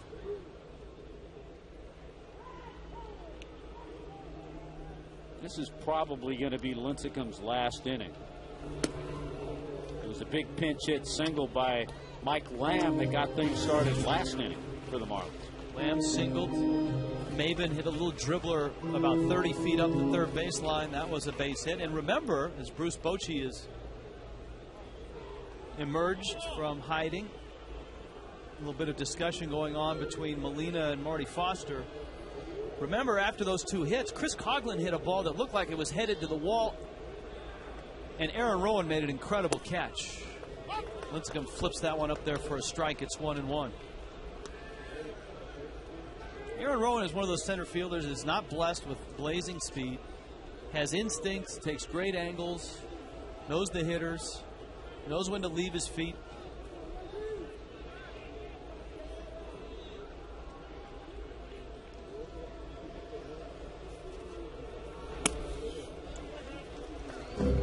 Two and one. Here's another look at that catch. Remember, Chris Coughlin thought he had himself extra bases, maybe a couple of RBIs. And look at that diving, tumbling catch of Aaron Rowand.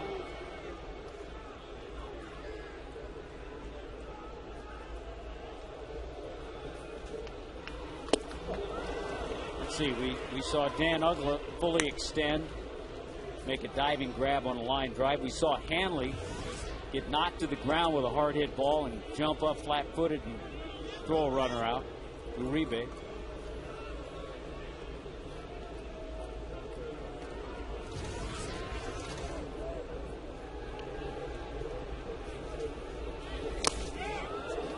He went around, and he is tagged out on his way down to first.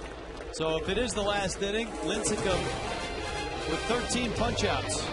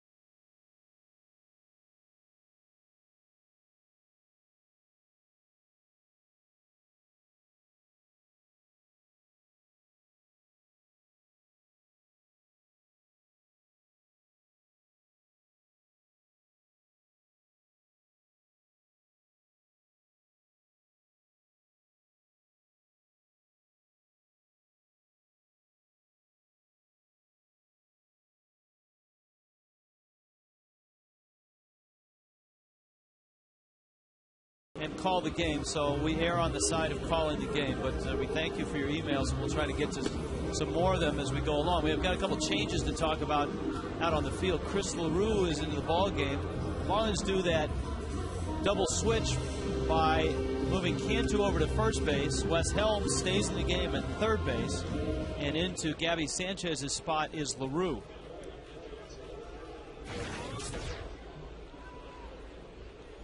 Top of the order for the Giants: Rowan, DeRosa, and Sandoval.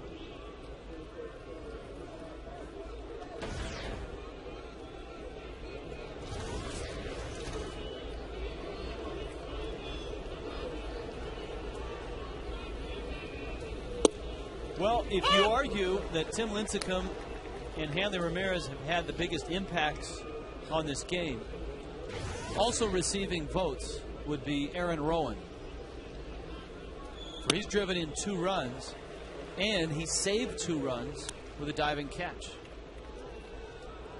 We had this all mapped out because we talked about Lincecum and Hanley Ramirez in our opening segment of the game. There's Sergio Romo getting ready. So probably that is it for Tim Lincecum. Threw a lot of pitches the last 2 innings. This shows you the fact that Chris LaRue is in a 3-3 game in the 8th inning, how far he's come in the minds of the Marlins staff. And it also is probably reflective of the struggles that the Marlins have had in their bullpen, guys that Freddie has called on this year that have not delivered. Well, that's a great point. And with the reinstating of Clay Hensley from the bereavement list, that meant someone had to go back down. Well, it wasn't Hunter Jones. I think Freddie likes the fact that he has some pitches he can spin to lefties and maybe have some success against lefties. It was Tim Wood.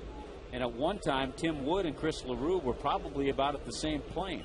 And Chris has just moved up on the ladder. DeRosa gets dusted off on a LaRue fastball. But coming into the game, Chris LaRue, 8 1/3 innings, giving up just 6 hits, 10 strikeouts, now has 11.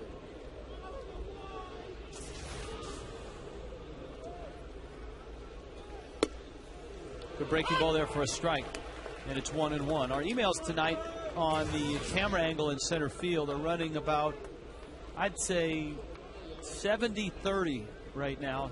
70% of you like this angle from straight on center, which is a true center, and about 30% like the old-fashioned offset. I mentioned Lincecum, a lot of pitches the last 2 innings. 41 pitches for him in his last 2 innings.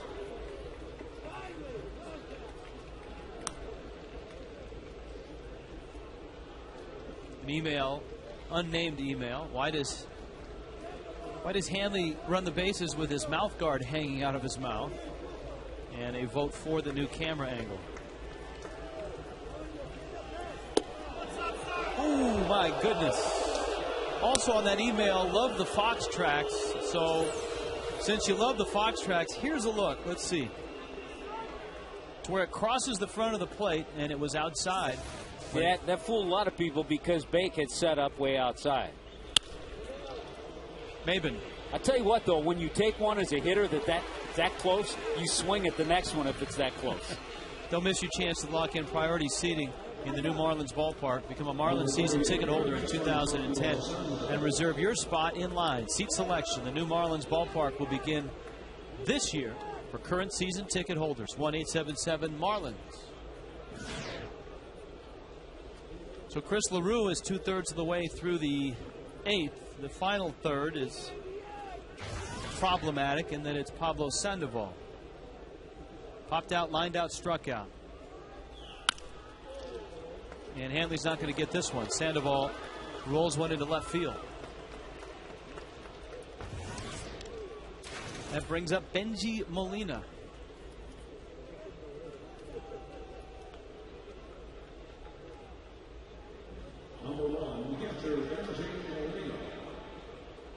Andrew in Palmetto Bay. Do you think that JJ and Ricky deserve to be in the same discussion as Lincecum? I think you could throw JJ in there, not Ricky yet.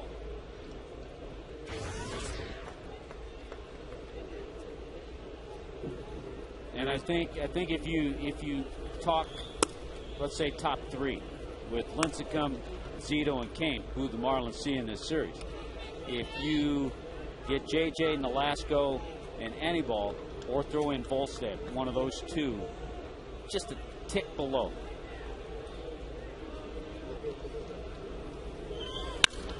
That ball's crushed. Left field, deep. Coghlan looks up. It's off the wall. Around third. Here comes Sandoval. They'll hold him there. Well, a nice throw in from the outfield. Again, a well-played ball off the wall. And a strike throw to the cutoff man, Hanley Ramirez. Not a lot of speed with either Molina or Sandoval, but imperative that Coghlan, with the bare hand, clean pick. And your third base coach, Tim Flannery, is a veteran third base coach. He sees all this. The pick, the perfect throw to the cutoff man, and he saw Kung Fu Panda sucking air coming around second base, too.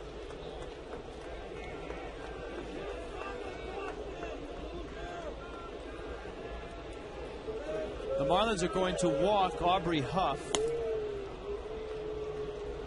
It's Juan Uribe who is on deck. This is the move because you have the left-handed bat of Aubrey Huff, who is a terrific hitter, is off to a solid start. You've got a guy on deck, a righty. You get the righty-righty matchup, but Juan Uribe is actually the Giants' leader in RBIs this year. He's been playing some second base when Renteria's at short.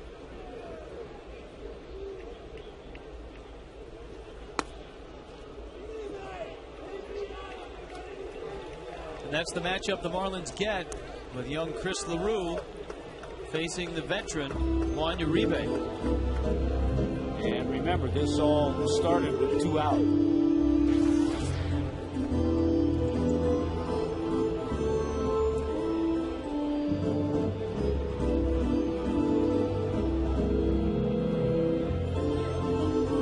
Randy St. Clair out to the mound.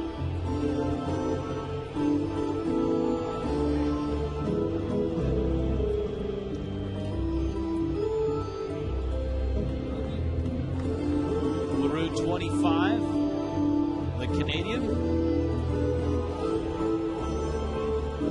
Uribe twice has bounced out to Hanley. Of course, he hit the ball that knocked Hanley over. He's a guy who's been a solid player. He was with the Rockies. He was with the White Sox. Won a World Series with the White Sox. There's a smash, and it's fair, and down the line it goes, and that's trouble.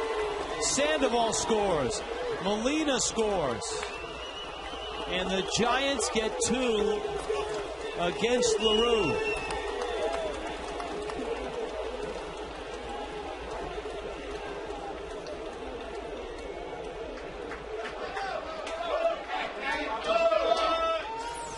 They give the Giants credit for battling with 2 out.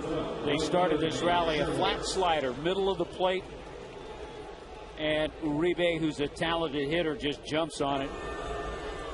And that's why he now has 18 RBIs and leads the Giants in that department. Now Shearholtz. Tim Lincecum can still walk out of here.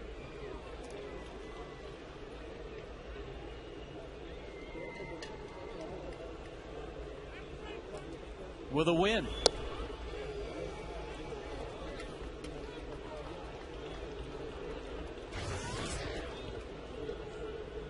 So his disposition has changed a bit on the bench.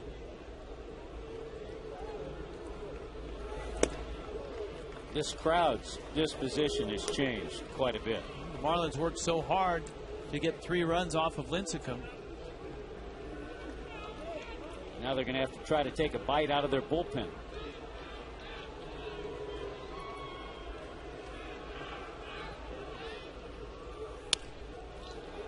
Little pop-up. Hanley is there, and he makes the catch. Giants strike for 2 more. Juan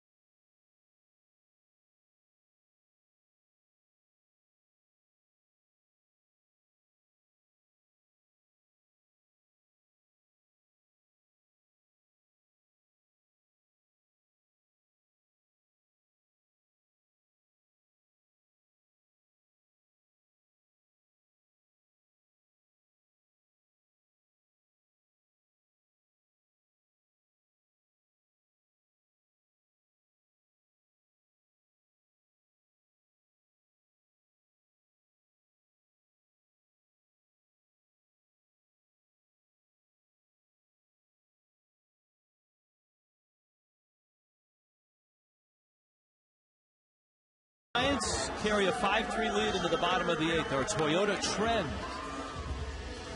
Since 07, August, the Giants have won 11 of 17 games against the Marlins, but still have been outscored. Doesn't matter for the Giants. They're used to winning tight ball games with this staff. Yeah, now they've turned it over to Sergio Romo. He's kind of a three-quarter crossfire fastball, slider, changeup, and a good ERA.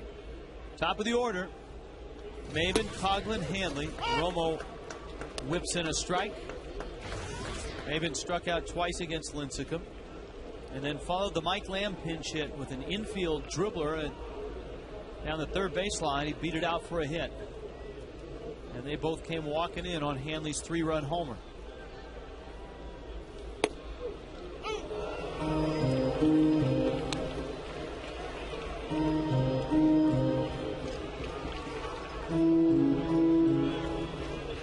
Tim Lincecum struck out 13 tonight. 5 hits, a walk, 110 pitches.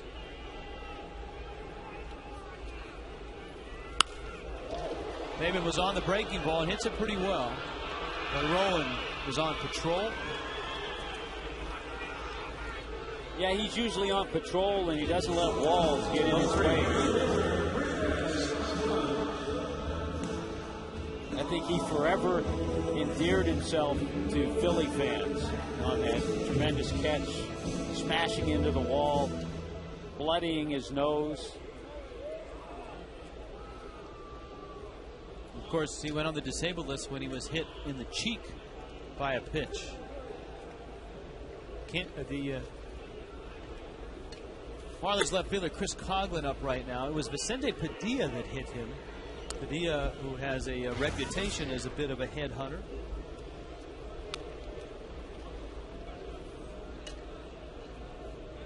And of course, it was Coughlin's line out that saw Rowan diving to the grass and making that run-saving catch. You know, a line out like that tests your patience. When you have started the year the way Chris has, you're up against one of the best pitchers in the game, and you battle and you have a good at bat, and you hit the ball well.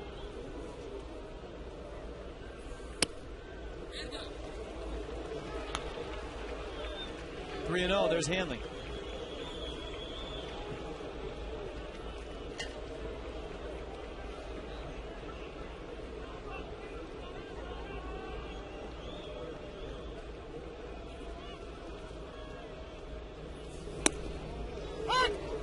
A strike from Romo. Brian Sanchez in the bullpen.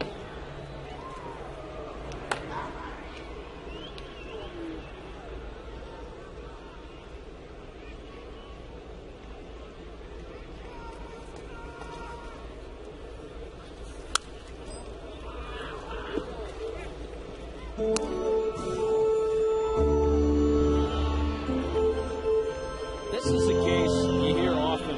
Well, if you hit that number 2 spot, you have a really good hitter behind you, you're going to see more fastballs. This is the case with the score the way it is and Hanley on deck. You would think Chris Coughlin's going to see a fastball. If he sees something else, it's just a great pitch on Romo's part.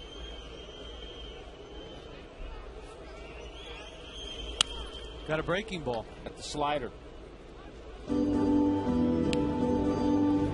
And right there, we've talked a little bit, we did so earlier, about the progression of Mike Stanton down to Double-A. Right there is a pitch that you might see in Triple-A, you're not going to see in Double-A. And we just saw you're going to see it at this level. Let's see if he doubles up. Looks like slider coming.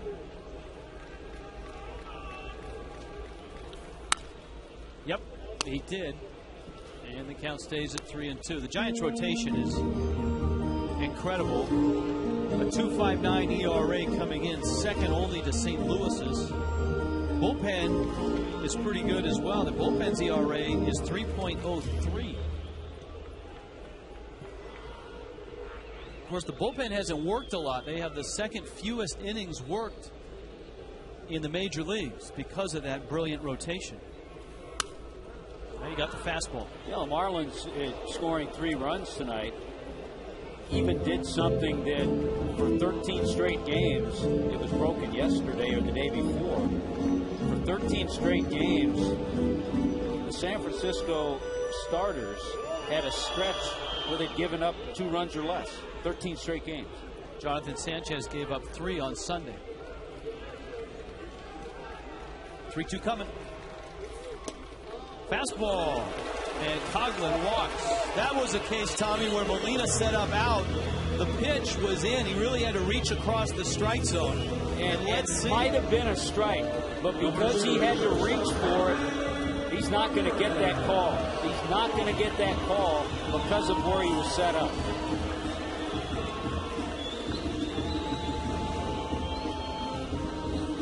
So it is Hanley who comes up with 1 out, and the Marlins down a couple in the 8th.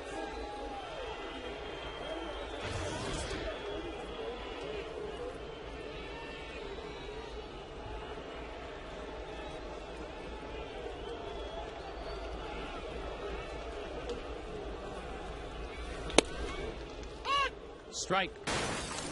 Our Coors Light cold hard blast. It was 3-0. Lincecum was in control until this.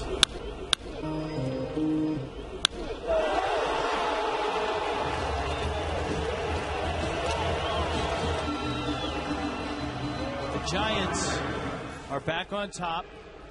Coughlin is at first. There's 1 out in the 8th.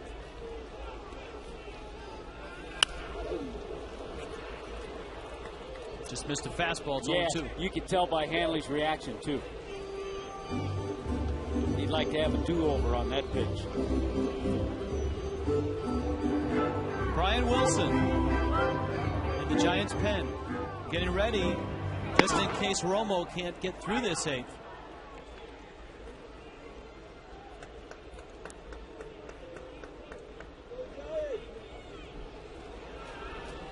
Giants had an off day yesterday, so their bullpen is fresh.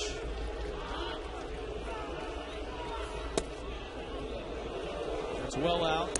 Molina tried to frame it.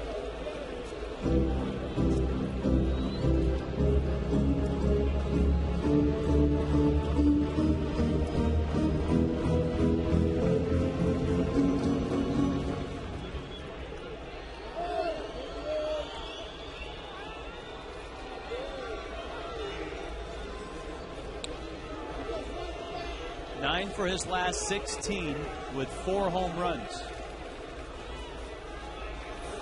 Up the middle into center field. That's a base hit. Coughlin around second. He'll stop there. And the Marlins are set up first and second. Let me amend those totals. 10 for his last 17.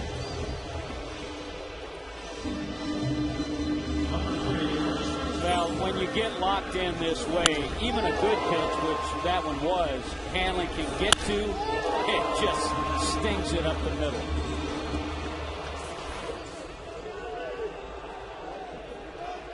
Now Cantu. Bruce Bochy. Marlins have outstanding speed now with Coughlin at second and Hanley at first. But it's been a long night for Cantu. He's 0 for 3, 3 strikeouts. Takes a breaking ball for a strike. Obviously, those 3 are in Lincecum's total of 13 tonight. Yeah, 3 strikeouts. He made the error earlier. So you're right, a chance to kind of redeem things.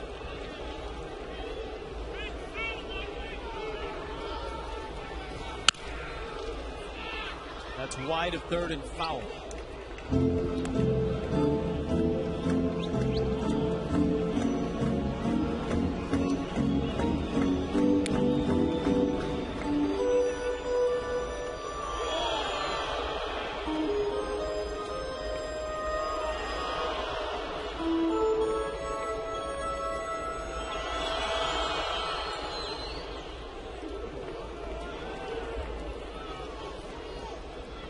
Hanley and Coughlin.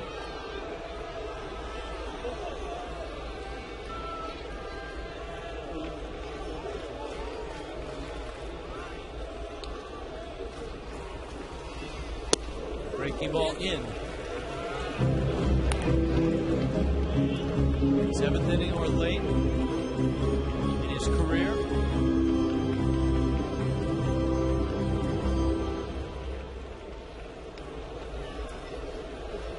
The lefty Jeremy Affeldt joins Wilson.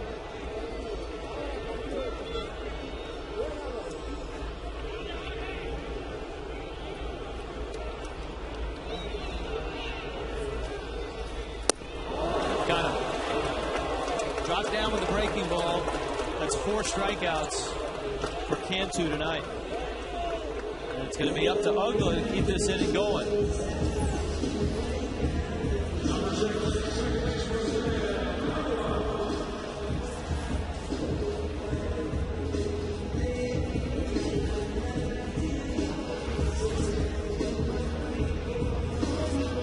Uggla punched out twice against Lincecum and then fly deep to right.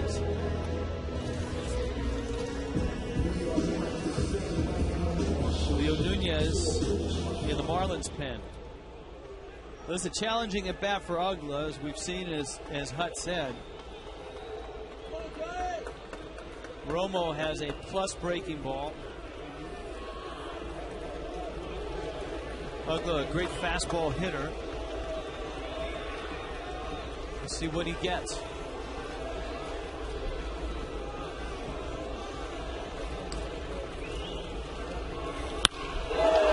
Drive to left. That's deep. DeRosa back to the wall. Gone! His name is Dan Uggla! Oh, what a ball game! That's what I love about this club. Jorge Cantu absolutely carried this team for the month of April. He's had a rough night. Guys pick him up. His teammates have picked him up. Hanley Ramirez and Dan Uggla. 3-run shot. Marlins on top. Hanley hit a 3-run bomb. Really surprised he got a fastball to hit. Mainly because Romo featured a lot of sliders, 3/4 slider and breaking ball to Jorge Cantu, and it's a good pitch.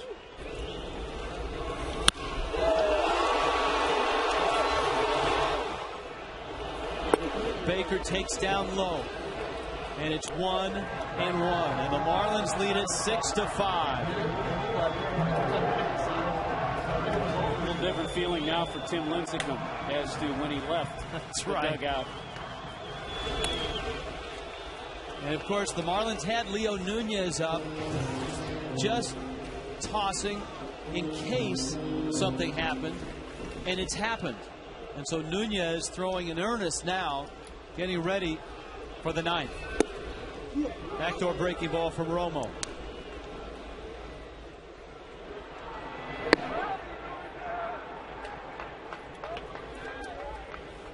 Uggla's 6th.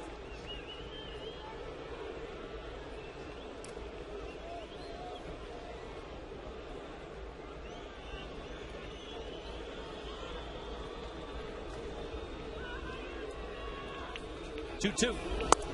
Baker strikes out on a changeup, but the Marlins do it again. Down 3-0. They got a 3-run shot from Hanley. Down 5.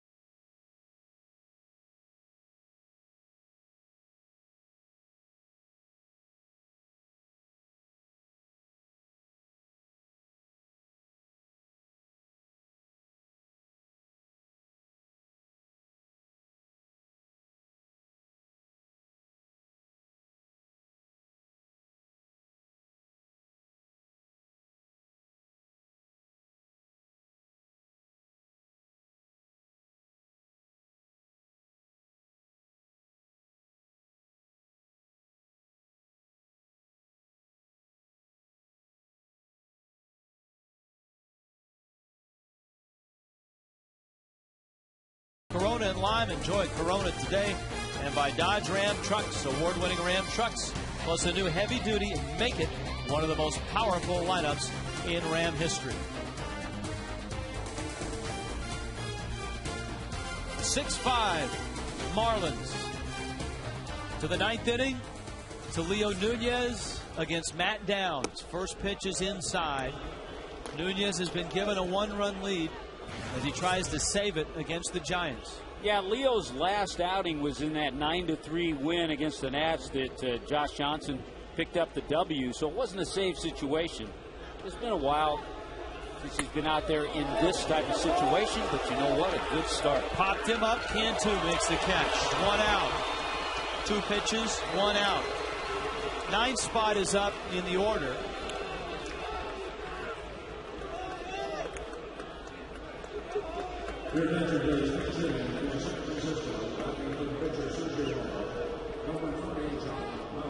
And it's John Bowker who will come up for the Giants.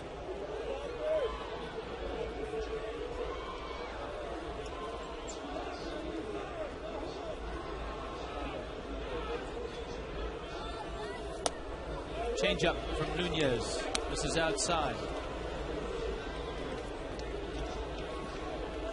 Bowker is 26. He's out of Sacramento. Played his college ball at Long Beach State. In fact, he was Troy Tulowitzki's roommate at Long Beach State. Nunez misses low with another changeup, and it's 2-0. After him, though, you've got the problem spot in Aaron Rowans, the veteran Mark DeRosa, with Sandoval after DeRosa. 2-0 pitch. There's a strike. Good fastball. You'd certainly like to get Bowker and then have to deal with Rowan with nobody on base.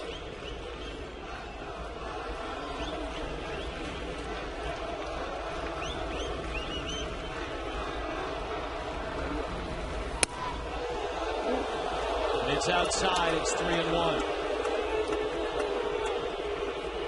Bowker won a batting title last year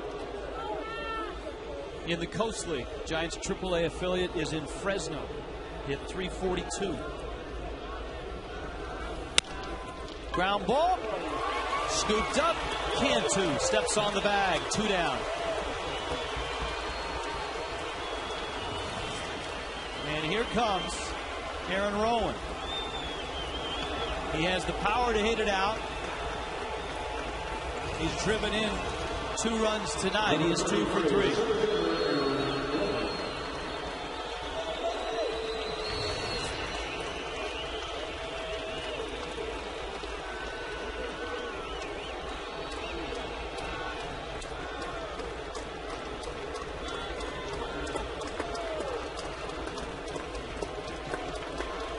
Hanley Ramirez, a 3-run shot.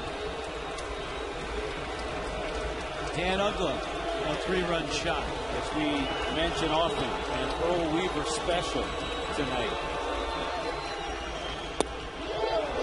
Breaking ball just missed. And in line to possibly pick up his first Major League win would be Chris LaRue. I'm sure he had other thoughts of doing it in different ways, giving up 2 runs, but he has a chance. Breaking ball, fly ball, left field. That's deep. Coughlin back, and he'll watch it go. This game is tied. Now he doesn't have a chance. Aaron Rowan, a 2-out, game-tying homer in the 9th. Last year, Leo Nunez gave up a lot of home runs. A lot of them were on the fastball. This looked like the slider, which in his repertoire is his 3rd best pitch. A flat slider, didn't get it away from Rowan enough. And there's that 96 heat. When you have 96 in the bag, you can't get beat or tied with your 3rd best pitch.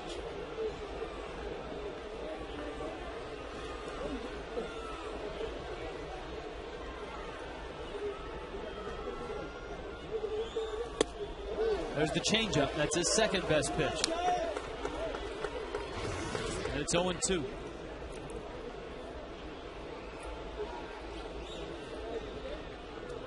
DeRosa is 0 for 4. This has been quite a night. Strikes him out. But the Giants tie the game with 2 outs. A man that has hurt them all.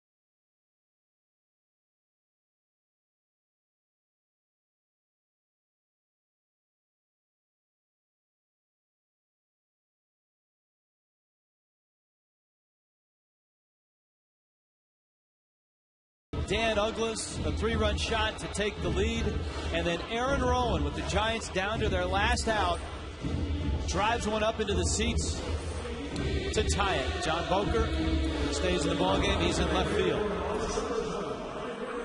Yeah, Bowker will hit that number 9 spot where he pinch hit. Affelt will hit DeRosa's spot, number 2 in the lineup. This was a Tim Lincecum start. 7 innings.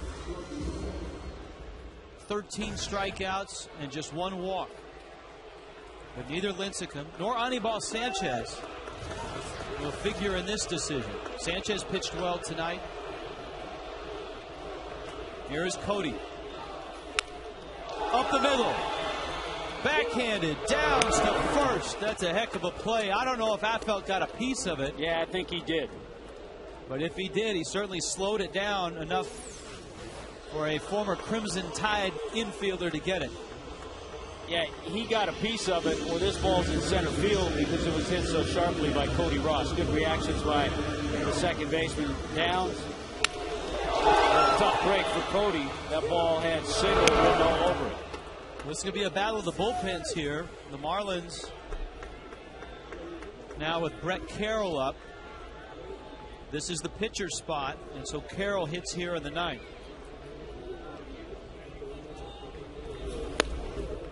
We talked about this last week. As managers in the National League manage from behind, they have to go through their bullpen quicker. Because when you're down, especially in a game where Tim Lincecum is on the mound, you're pinch hitting not only for your starter earlier, but anybody that comes in to relieve, like Clay Hensley, who came in and pitched. The Marlins would have loved to have had Hensley pitch another inning or 2, but the game dictated that they had to pinch hit for him. Carroll. That's into center field. BC is aboard. Well, the good news so far, the veteran Jeremy Affelt is not fooling anybody. A hard hit ball by Cody Ross. Brett Carroll stayed back. What Affelt is good at is just changing speeds well. He has that sweeping breaking ball with a couple of good swings from Cody and BC. Molina and Affelt. And I guarantee you right now, Wes Helms is thinking up the middle as well. After Helms, it's on to the top of the order, Maben, Coughlin, and Hanley. Or then again, just win it with a home run because that's the way this game has gone.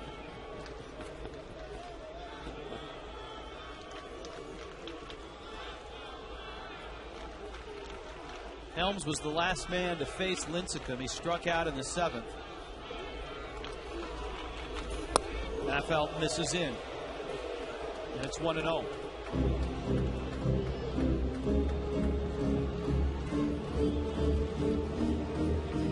The Marlins closer, Leo Nunez, could not close.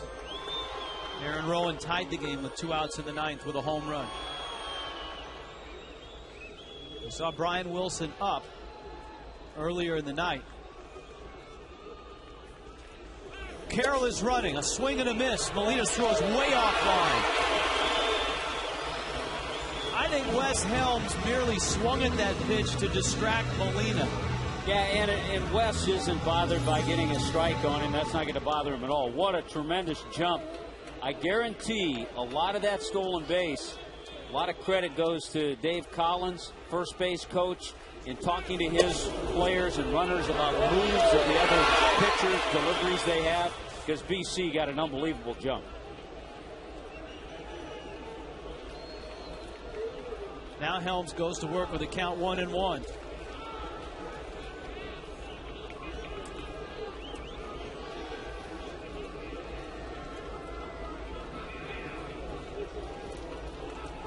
Carroll with very good speed at second. A plus arm in right field with Shearholtz. Probably the strongest arm out there. Helms takes a breaking ball. Now it's 1-2. Bowker is shallow in left. And Rowan not too deep in center. Maben on deck. The Marlins tonight, Rich, are 2 for 4 with runners in scoring position. The Hanley 3-run homer and the Dan Uggla 3-run shot.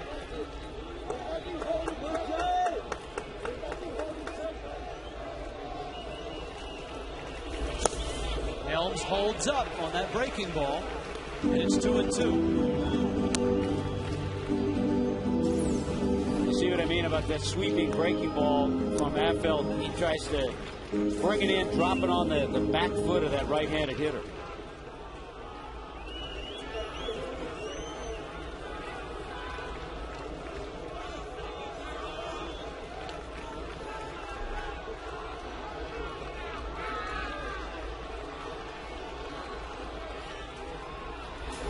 Fastball, ooh, it's in. Affeldt wanted it. Helms was sitting on a breaking ball, and his fastball surprised him. Yeah, after all the slow breaking balls, that fastball tracked inside, but it was inside. Now the question is, does he get that fastball, or does Affeldt try to come back door with a slider? He can go either way because he feels good with both pitches. He has confidence in that breaking ball. Breaking ball, Helms a ground ball, slowly hit to short. Uribe charges, gets the out. Carroll is now at third, and here comes Maben. And the wrinkle here now is that if Affeldt bounces a breaking ball, the game could end. Which a lot of times he likes to do to get a hitter to chase it. The other little wrinkle is that Cameron Maben, we've seen on numerous occasions, try to drop down a bunt for a base hit. Maben, an infield single in 4 trips. Good job by Brett Carroll, by the way, to get to third on that slowly hit ground ball. Ball in the dirt. Here it was. Molina blocks it. So he's got a lot of confidence in his veteran catcher back there.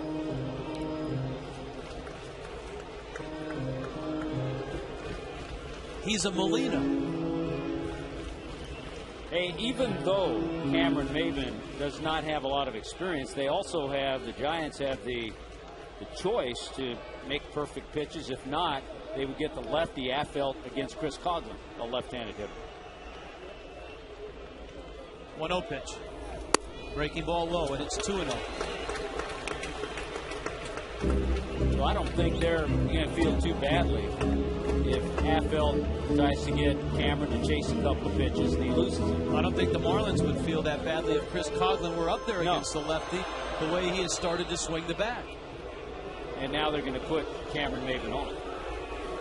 So remember Coghlan, who in the 6th inning, with a couple runners aboard against Tim Lincecum, hit an absolute BB in the gap in left center. Aaron Rowan made a diving, tumbling catch to rob him of extra bases and rob the Marlins of 2 runs. Last year, Chris Coghlan hit .316 against lefties. Now, Plan B. The ace in the hole for Freddie Gonzalez is Ronnie Paulino, who just annihilates in left-handed pitching. And Brian Wilson just popped up in the Giants bullpen. But he's not ready. He was throwing a little bit last inning, but he's not ready. And now the Giants are putting on they're a stall tactic here. 4-corner offense right now. Everyone's converging on the mound, trying to buy some time for Wilson to get loose. And I'm sure the Marlins dugout has got to be screaming right now for Marty Foster to get out there and break this up. Because I really think here comes Bochy. Let me just insert this before we go to a break. Brian Wilson can uncork a wild pitch too. Oh, he's done that a few times. Now he's already been up and throwing.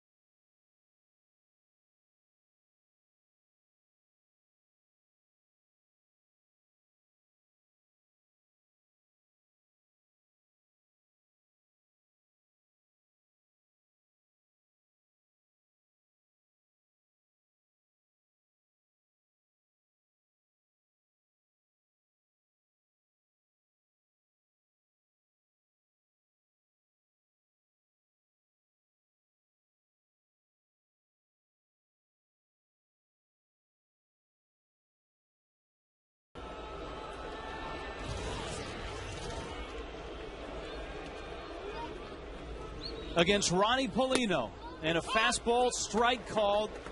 Cameron Maben takes second, and it's 0-1 to Paulino. Here's the thinking behind this. I truly believe Freddie didn't think Wilson was ready, and I didn't think he was either. So he was willing to have Chris Coghlan pinch hit for by Ronnie Paulino. That pitch is down low, and it's 1-1. When it's all said and done, I think most would agree, okay, give me Coghlan against Affeldt as opposed to Ronnie Paulino against Brian Wilson. But I think a lot of people were surprised to see Bochy make the move and get Wilson in here so quickly. We'll see if he is warm and ready. Here's the 1-1. That's outside. Because as you pointed out, Tommy, Wilson is never an easy save. He's a power guy. He's one of those. It's a wild ride. Yeah, it's look at his numbers against the Marlins. So maybe Freddie, in being aggressive, has forced the Giants' hand. Yeah. There's a lot of ways to look at this. And a lot of managing going on. 2-1 pitch coming. Paulino, a one hopper, and it's stabbed there by Huff, who steps on the bag. And this ball game, I guess fittingly, is headed to extra innings.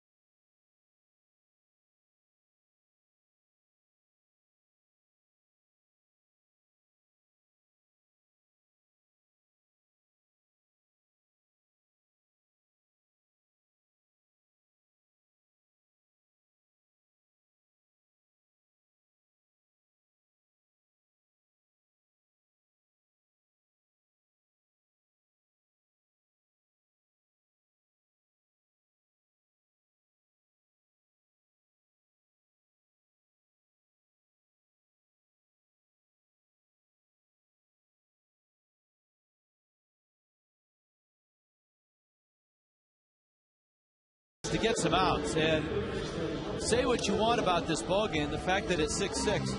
Freddie Gonzalez has not been able to go down to the bullpen and get a dependable arm after Clay Hensley. He had to go with Chris LaRue for an inning. He gave up 2 runs. He tried to get a save out of Leo Nunez. He gave up a 2-out home run. And now he turns to Bert Badenhop. And this is a situation where you'd hope, if you need, you'd hope maybe just 1 inning, but if you need, you'd like to get 2, maybe 3 innings out of Badenhop. And of course, the Giants are in a position now where they've already brought their closer in the game. And the decision for Bruce Bochy is, does he allow his closer to keep pitching in a game like this and possibly lose him for a night in this series? Off the end of the bat, Carroll, and there's 1 out. In Bochy's case, to answer that, I would say he has to at least get 1 more inning out of him because he brought him in for the 3rd. But after 1 inning, I'm not so sure. Well, Hopper arrives right in the teeth of the Giants' order with Sandoval out number 1. Now you got Molina and Huff.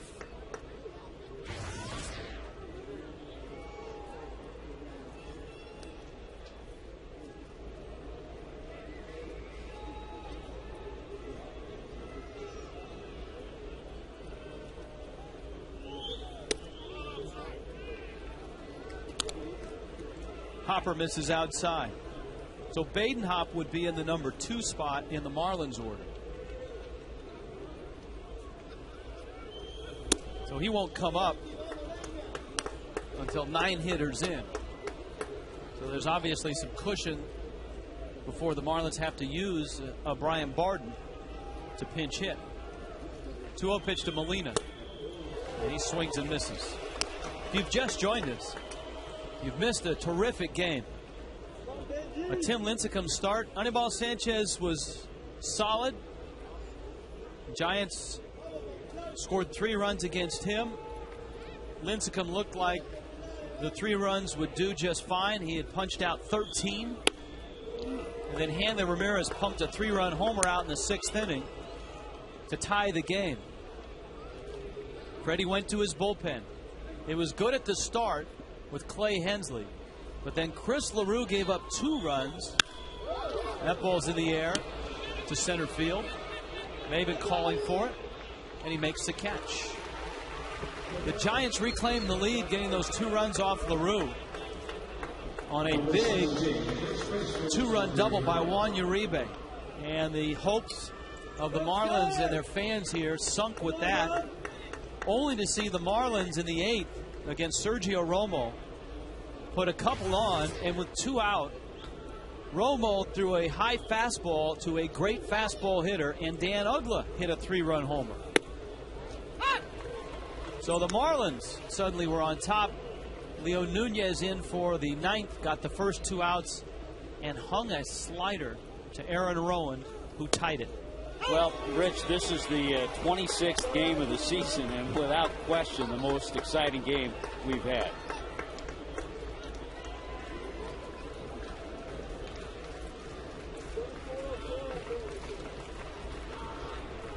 0-2 to Huff. Breaking ball laces into the gap. Ross after it, cuts it off. And Aubrey Huff pulls in with a 2-out double. The former Cane, raised in Fort Worth, Texas, before he came to Miami to play his college ball. Boy, this is where you have to be careful. If you remember in that 8th inning when the Giants scored the 2 runs on Chris LaRue, they did it with 2 out. And they did it with this guy at the plate. Juan Uribe pulled the ball down the line.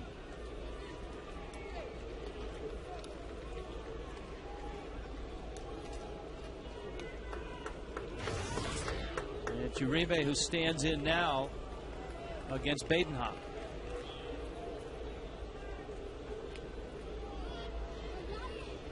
He hit a first pitch slider his last time up. This time gets a perfect 2-seam sinking fastball. In a game like this, even though it's an email Tuesday, we tend to drop the emails when the getting gets good, and since it's been pretty darn good for the past 4 innings. Yeah, and rightfully so.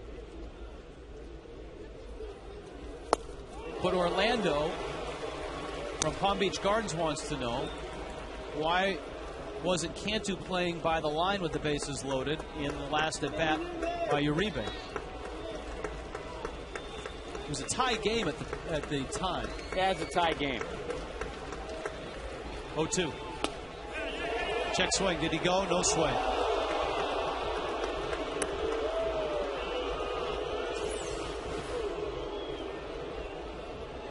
That is close.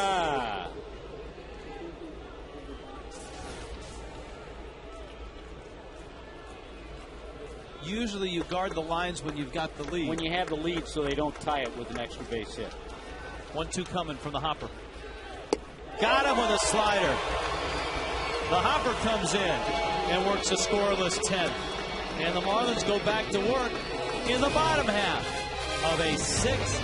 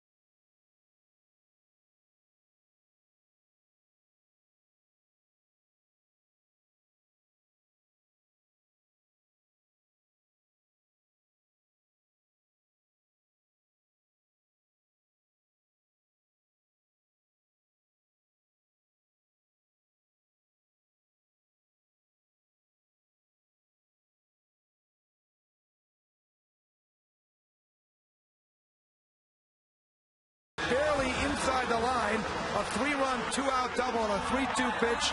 Wilson was annoyed. The Phillies tied it. They wound up winning it 7-6 in 11 back-to-back games. They blow a possible win for Lincecum, but Giants still, of course, have a chance to win this game, unlike the last time out. All right, thank you, Craig. Hanley Ramirez, Jorge Cantu, Dan Uggla against Wilson, and there is a strike. Well, you can see the explosiveness that Wilson has with his fastball. He can go 94, 97.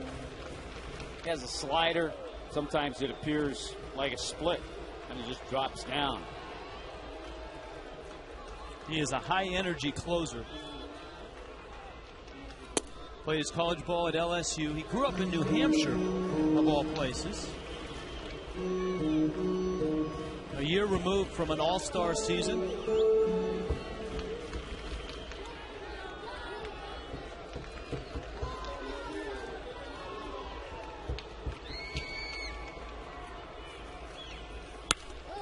Hanley a ground ball out to second. Downs on to first in time.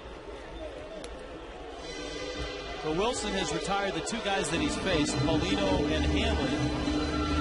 And here is Cantu with all the heroics tonight.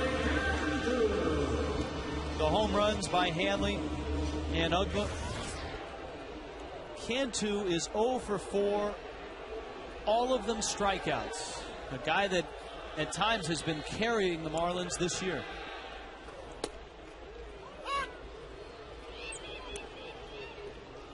Oh and 1.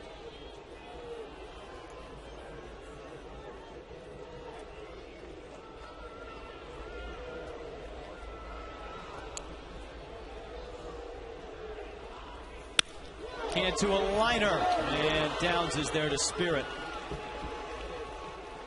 So a good AB, but there are 2 outs here in the 10th. Our Jaguar performer of the game. 8th inning. 2 outs. Dan Uggla. was his 6th. It was a 3-run shot. Now this is some pretty good heat against a guy who can hit some pretty good heat.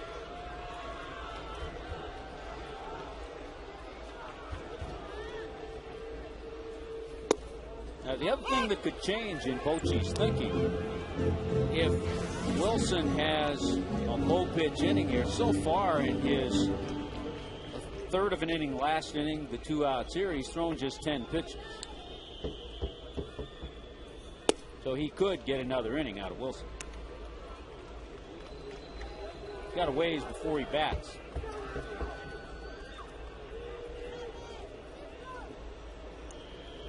I think his spot comes up 5th. 1-1. That's a strike. That's a pitch that Uggla has not liked all night from Marty Foster. Remember the one that he was rung up on that was way off on Fox Track? On Fox Tracks, that's the same spot.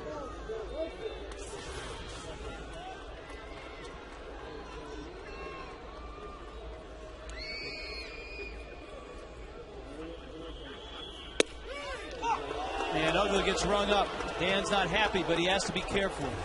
He can't get thrown out in a game like this.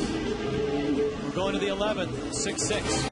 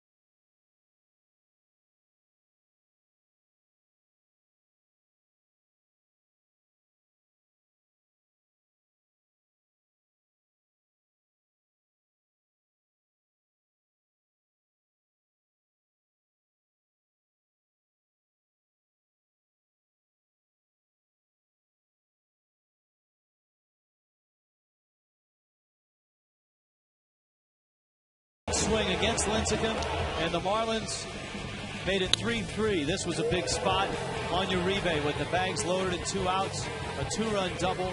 Giants back on top. 5-3. Dan Uggla with 2 outs against Sergio Romo. The show me fastball ended up in the seats. Marlins thought they had it. Aaron Rowan off of Leo Nunez, a flat slider.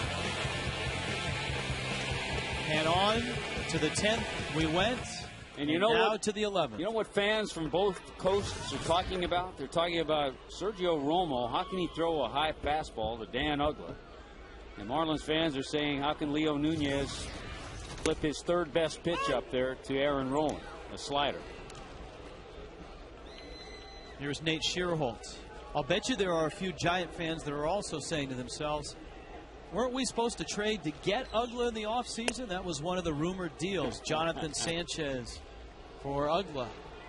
I think they're happy right now with the start that Sanchez has gotten off to. The Marlins are pretty happy with the start Uggla's had. Yeah, they are.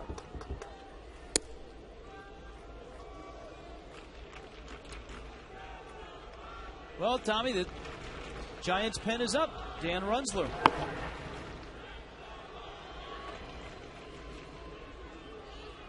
Badenhop working on Schierholtz. Hopped him up. Hanley goes back. And makes the catch. Schierholtz was a thorn in the side of Sanchez with a double in the 3rd and a single in the 5th, starting both rallies. Both were finished by Aaron Rowan RBI hits. Here's Matt Downs.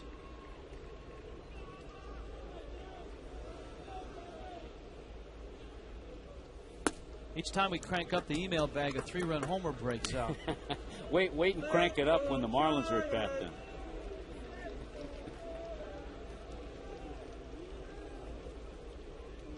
This game has everybody pacing. I stepped out in the hallway and saw Giants general manager Brian Sabian pacing. Email from Dewey in the Keys. Likes the new camera angle. Also wants to know if we ever found out if Jorge Cantu's relative was the lead guitar player in Eddie's Lounge in Reynosa, Mexico. And I did ask Jorge that, and he said no. But he knows about Eddie's. 3-1.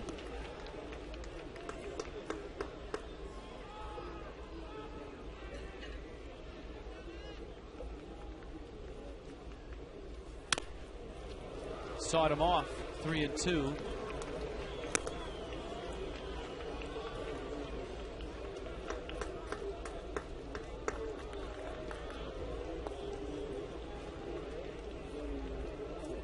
It's a good question, and it applies to the hopper. Don't modern day pitchers get any training in ending their throwing motions in a fielding position?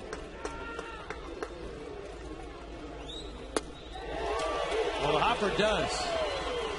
This emailer goes on to say, apart from seeing highlights of Ivan Hernandez, which he got 3 easy outs by just squaring his motion and catching ground balls, haven't seen too many pitchers that do it. Hopper is one that does. Well, you have so many power pitchers, they fall off to the side. And really, it's usually a guy who doesn't have an overpowering fastball. Greg Maddux wasn't overpowering, always was in great fielding position. That's why he won so many gold gloves.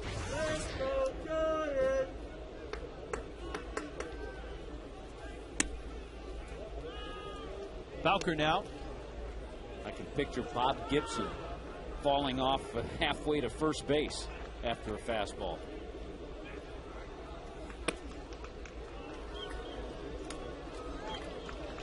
Bowker takes down low, and it's 2-0.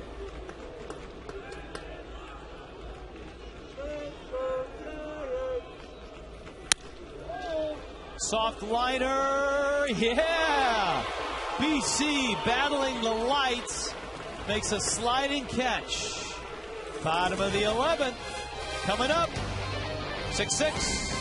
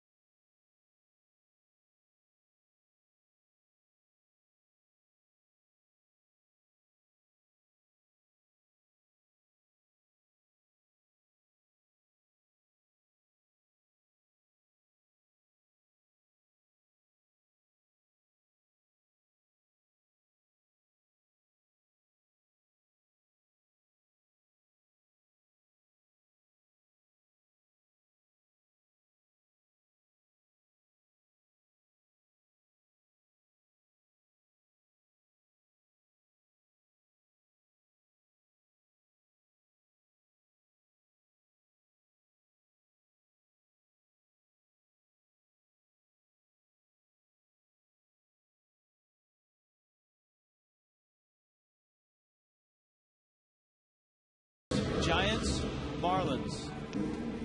No Ricky Bobby, but Dan Runzler is here. Well, he makes his 11th appearance. He'll bring to the table mostly fastballs and sliders. Little deception in that. You know, how many times do we say that about a left-hander? A little deception in the delivery. There is, however, a John Baker in the house, Cody Ross, and then Brett Carroll.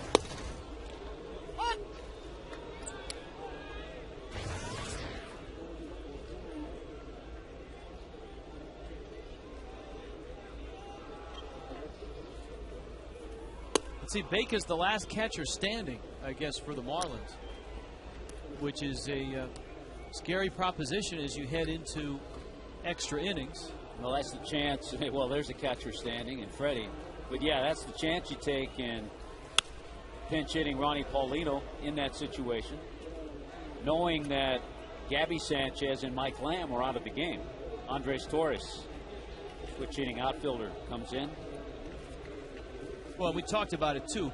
It's a lot different. When you're managing from behind in the National League, you're flipping and flopping and switching and swapping, just trying to catch up. You got to do it with pinch hitters. You got to use relievers for less time than you'd like. I mean, if this was the American League, Clay Hensley would have pitched 3 innings.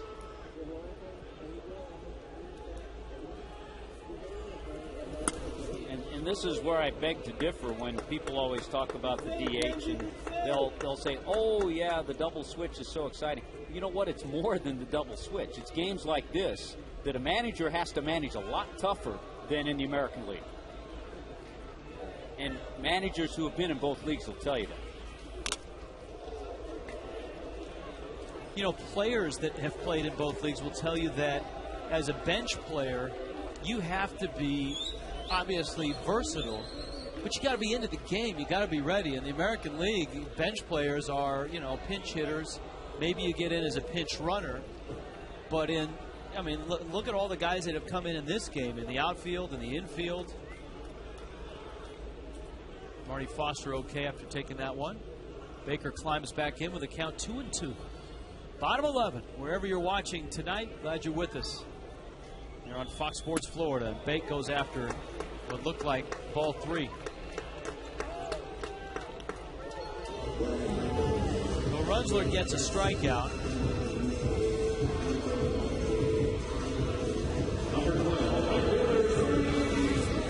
Here's Cody Ross.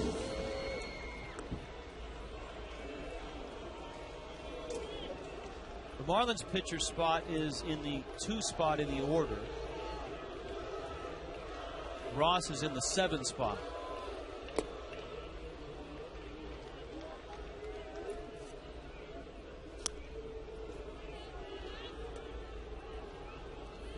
Yeah, and these are all decisions you have to start thinking about down the road.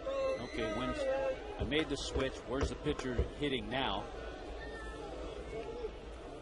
Right now, Freddie's bench a little more limited than Bruce Bochy. Bruce Bochy has an extra guy over there. Brian Barton, the only one left for the Marlins. Eli Whiteside, a catcher. Edgar Renteria, an infielder. And, of course, a World Series hero for the Fish. 1-2.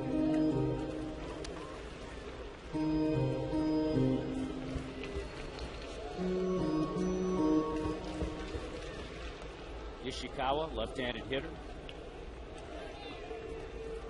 So 4 men on that bench for Bochy. He's in a little better shape right now. That's a base hit. Cody said that was not going to be flagged down. Remember last time up, he hit one that was deflected off the pitcher, outfield, to the second baseman. This time he said, I'm just going to get this one through without the pitcher touching it. He's had a good approach tonight with his swing. That's his second single. They've been right up the middle.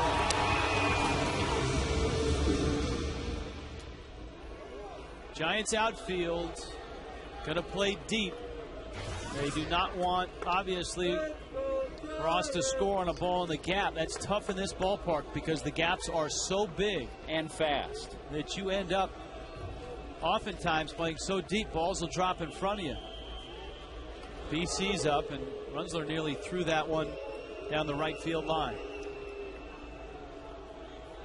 Yeah, we've talked about as the heat enters South Florida, the grass, as short as it is, gets even faster.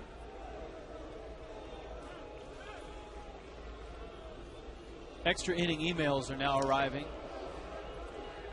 Always appreciate it. Eddie from Gainesville, if this game were to go 20 innings, which Marlin position player would have to pitch?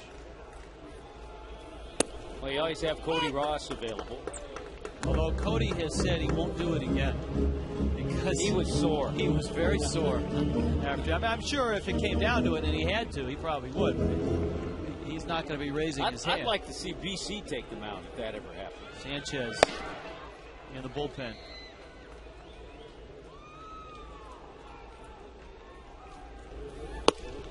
Giants could go with Sandoval because he could pitch lefty to the left-handers and righty to the right-handers.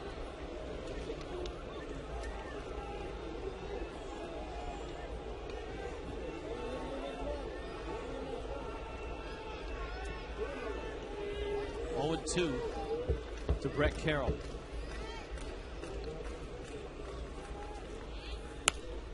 Well, he hung in there on a fastball that got in on his hands. Carroll came into the ballgame in the ninth, singled, stole second. Marlins were set up. Came down to the Giants intentionally walking Cameron Maven to get to Chris Coughlin with the lefty Jeremy Affeldt on the mound. The Marlins pinch hit with Ronnie Polino. Brian Wilson was not up at the time. The Giants went into an all-out stall on the field with everybody walking slowly to the mound. And by the time they got there, and Marty Foster, the home plate umpire, got out there to break them up, then Bruce Bochy started his walk for the dugout, and by then Wilson was ready. He came in and retired Polino. That's how we got to extra innings. Down goes BC. Up comes Wes Helms. Dan Runsler with a quality pitch. Yeah, that was a slider as they went. It had that backup effect, had that downward spinning effect. Either way, it was effective for him.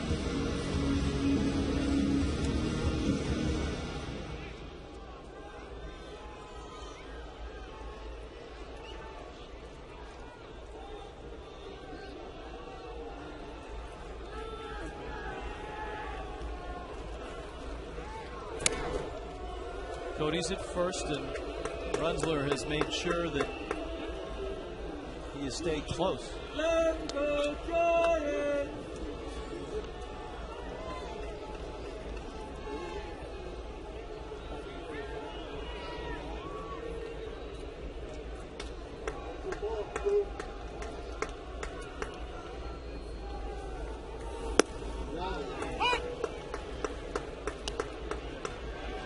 One to Helms.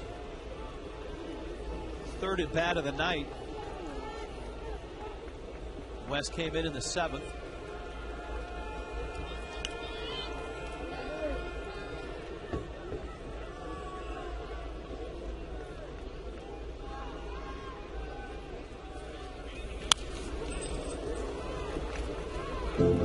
He's been able to get inside on the right-handed hitters with that fastball. Yeah, he spotted it well. It's a good pitch. It ties up. You can see how West was tied up a little bit.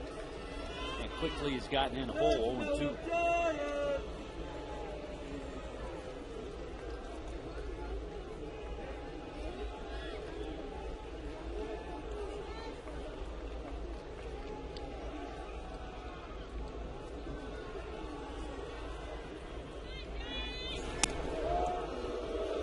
Ross is back with a dive.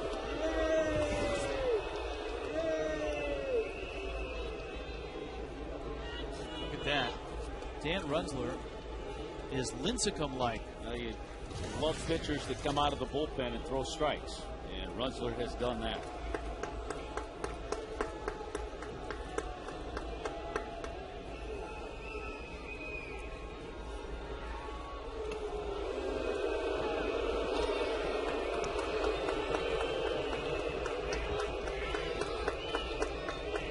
Two to Helms.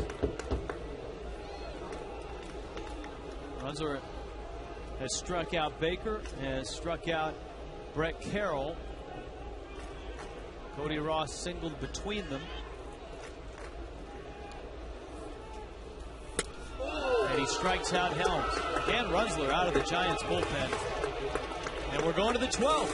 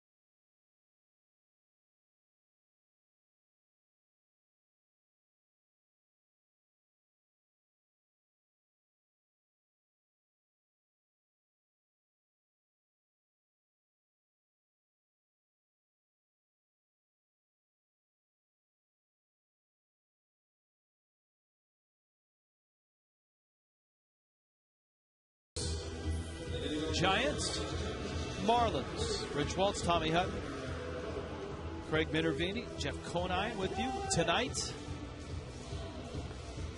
Burke Badenhop will try to hold the fort right now. And he goes into his third inning in relief. That guy again, Aaron Rowan, who has driven in half of the Giants' runs with 2 singles and a home run. Yeah, what a big night, not to mention a saving catch on a sinking liner hit by Chris Coughlin. Hopper just misses outside. Rowan just came off the disabled list on Sunday. He adds a real sense of toughness. Talking to some of the Giants people about Rowan, he's one of those leaders, one of those guys that if you don't do it right, he'll be in your face.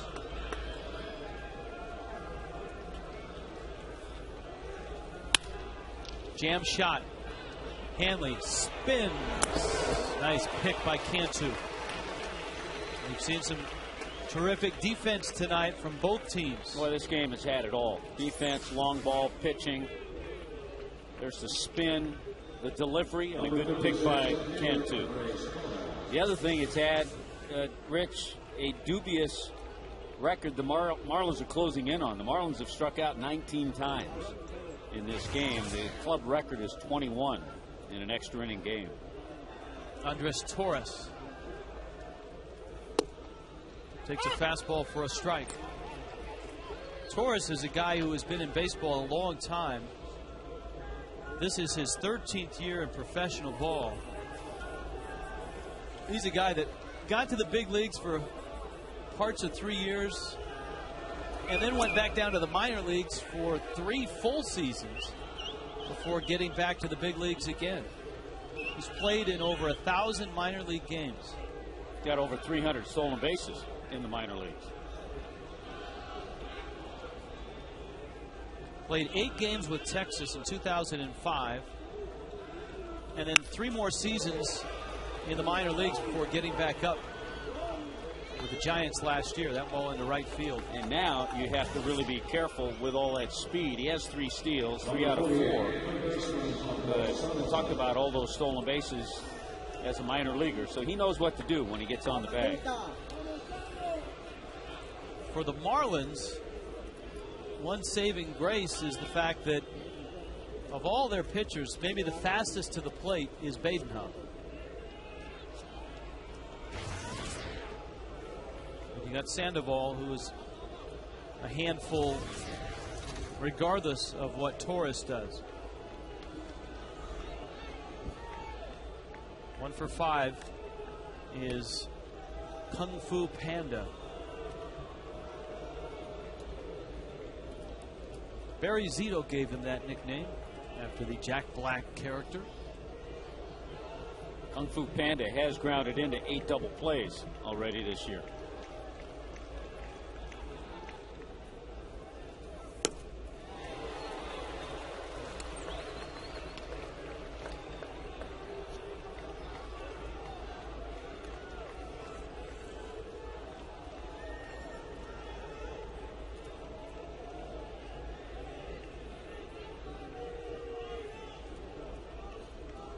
A late night email question. Guys, don't all teams have personal trainers? Because the Giants look like they've got, of their 8 position starters, 4 of them are a little hefty, so to speak. You got Panda, and then on deck, you've got Molina. Some of it is just body type. Yeah, keep telling yourself that. Body type.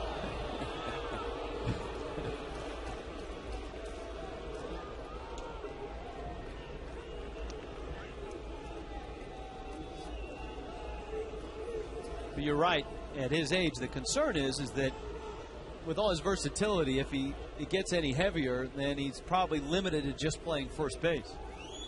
Marlins pitch out, and Torres is going nowhere. It's 1-1. We check in with Craig Minervini. Craig? Hey, Rich, you might call it body double because the Giants are on a crazy pace here. They've hit into now 32 double plays, including the one tonight. Look at the Major League record, 174. The Red Sox in 1990. That 32 on pace now for well over 200, which would be a new big league record. Yeah, the Marlins would love to add one to that pace right now. Well, when you have that body type that doesn't get out of the batter's box quickly, guys who don't strike out a lot, guys who chase pitches, don't like to walk a lot either, you're going to see some double plays. Sandoval right now the leader in the clubhouse. Torres not running, and it's popped out of play.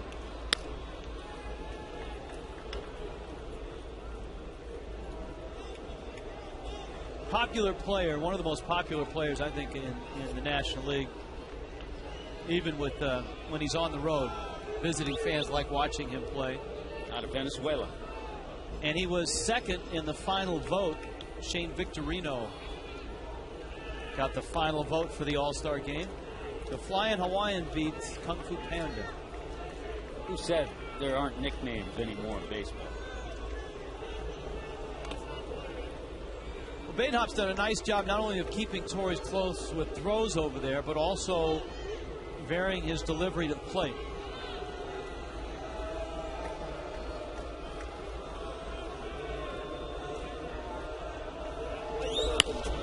That's a fair ball. That's trouble with Torres' speed. Carroll into the corner. Torres to third. They'll hold him there. And Sandoval has himself a double. And this sets up nicely for Benji Molina. Yeah, they don't care about body type. They just like that swing and the way he puts the bat on the ball. Came into the game hitting .337. That's his second base hit tonight. Last year, Pablo Sandoval hit .330, 25 home runs and 90 RBI. Marlins are going to walk Benji Molina intentionally to get to Aubrey Huff.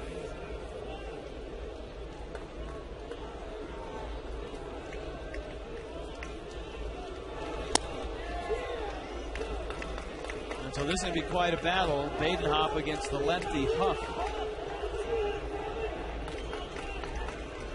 The first intentional walk for the Marlins tonight involved Huff. The Marlins walked Huff in the 8th to get to Uribe, who burned him with a 2-run double. So now the Hopper's going to have to face a tough left-handed bat. And then if he gets Huff on deck is Uribe, the guy who came up with that big base hit. So not an easy assignment for Burke Badenhop. And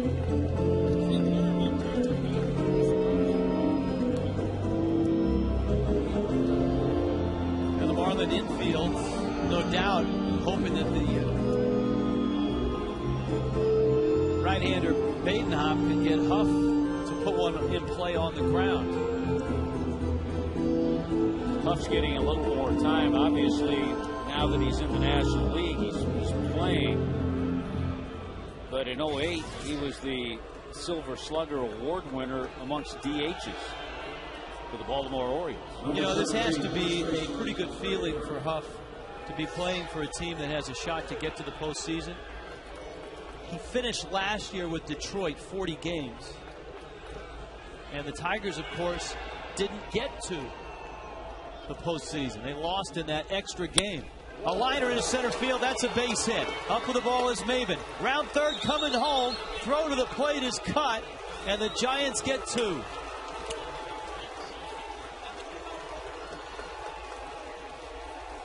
Aubrey Huff delivers 2 more for the Giants. Well, that first pitch, sinker out over the plate a little bit. Huff is just a quality hitter. Good job by Jorge Cantu. Look at how far over he is to cut that ball off. Remember the other day, a ball thrown in from the outfield, Adam Dunn let it go by. But a good job by Cantu to cut that off. Now it's Uribe.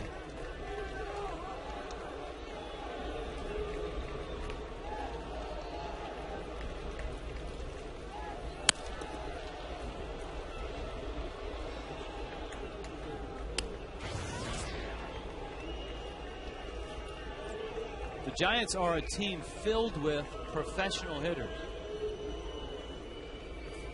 Huff, Molina, Uribe, DeRosa, Rowan. Even at his young age, Sandoval. Yes. But you're right, all those guys you named, absolutely. Yet the question for the Giants when they came into this season was offense. And I think some of that, Tommy, is because although they're professional hitters, there really isn't a run producer in the bunch. Sandoval probably could be. Molina has a little bit. And Huff. But really not a big bopper. Huff is, as you noted, a year removed from that season in Baltimore. That's in the left field. That's a base hit. Carroll up with it. There's no way that Molina is going to test Carroll's arm. But I think the Hopper has just flat run out of gas here. And with Hunter Jones, Shearholtz is due up. Freddie's going to come out, and he's going to go get Jones in an 8-6 Giants lead.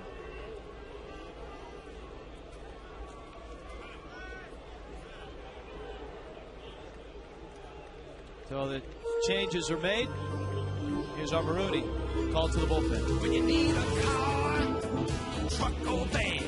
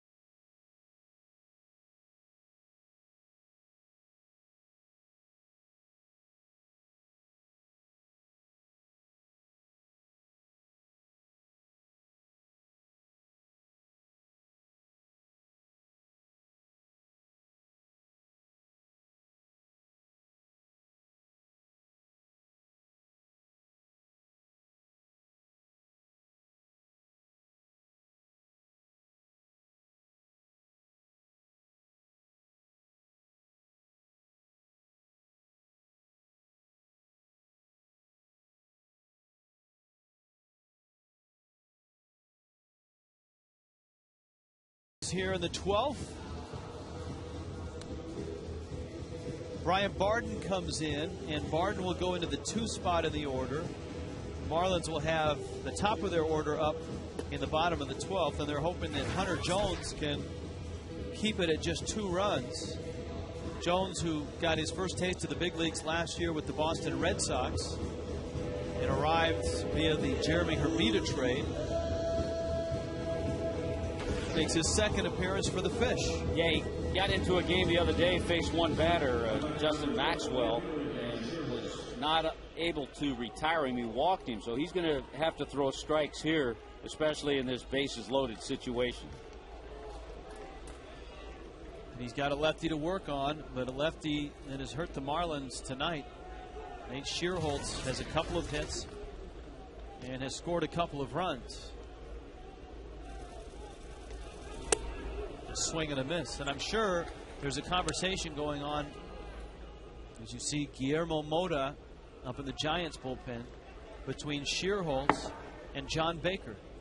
Shearholtz went to San Ramon High School.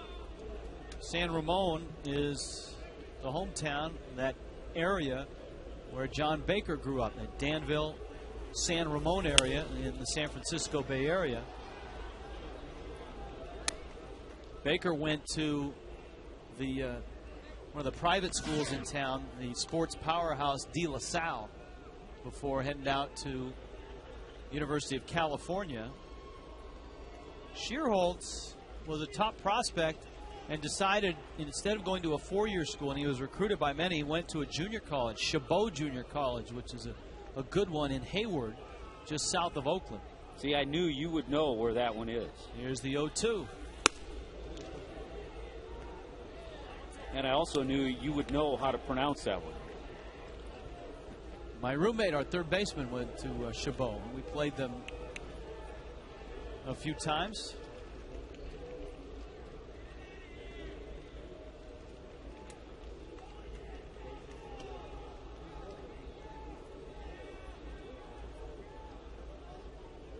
One-two coming. Shearholtz holds up. Bases filled with Giants. Molina.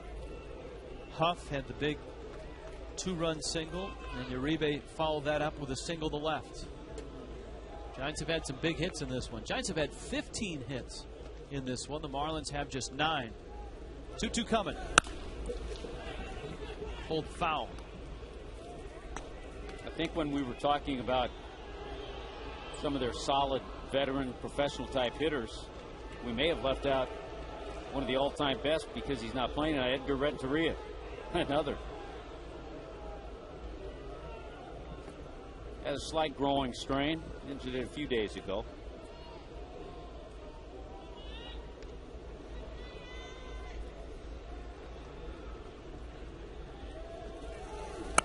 Oh, it hit him in the helmet. Shearholtz appears to be okay.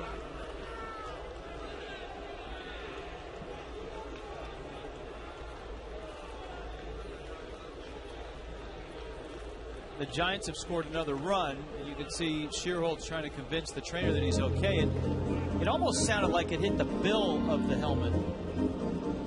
I mean, he had no place to go but duck. That pitch was directly over his head. After a quick chat, watch him just try to turn. Caught the top. No, it caught more than just the bill. Yeah, it caught the top. You can hear it. But obviously a glancing blow, which is... And thank goodness for helmets, and Shearholtz is okay. Which is good news that it was just a glancing blow and not a full shot. But now Jones has to stay in and face Matt Downs. Well, and there goes your lefty-lefty matchup, too.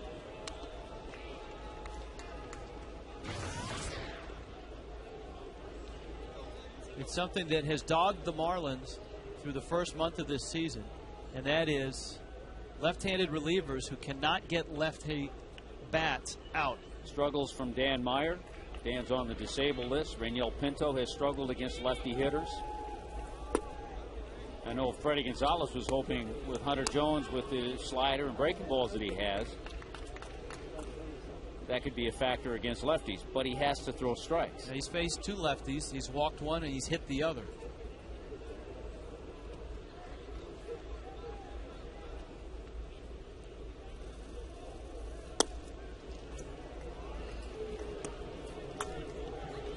And he misses the Downs. It's now 2-1.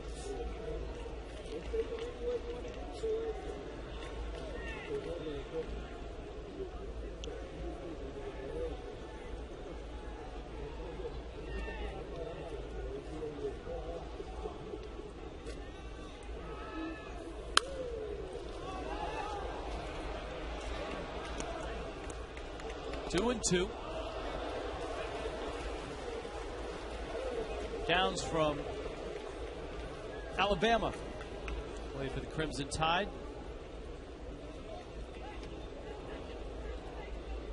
Got some pretty good SEC representation in this ball game. Brian Wilson at LSU. Chris Coughlin at Ole Miss.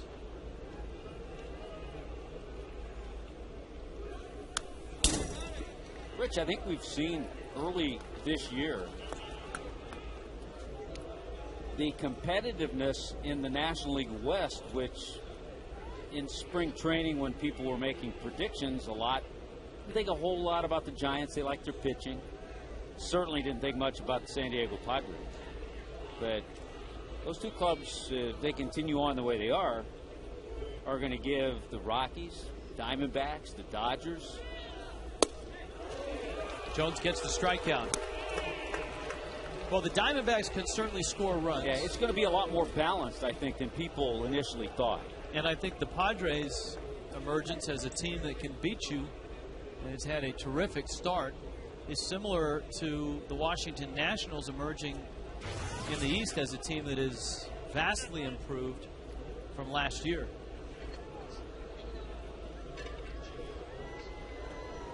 Eugenio Velez. Mike Krukow said we can just call him Gino. Gino, yeah, he said they call him Gino on the San Francisco telecasts. That makes it, would you agree then that that makes it tougher for the wild card to come out of the West? Or for that matter, if Washington is a 500 team all year, out of the East as well? Yeah, it really depends on how the Central shapes up and who kind of falters and who falls back. I mean, it looks like St. Louis has a nice hand right now on the Central Division.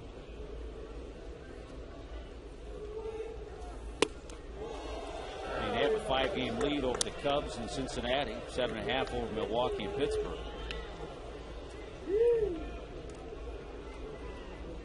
Velez, 27-year-old, bags are still loaded. Seems like the Giants have had the bases loaded for the last 45 minutes.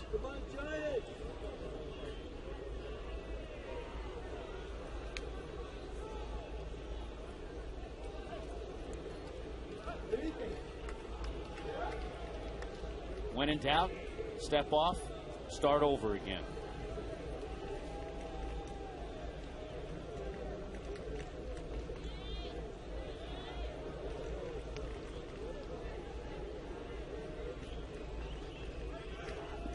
Oh, 0-1.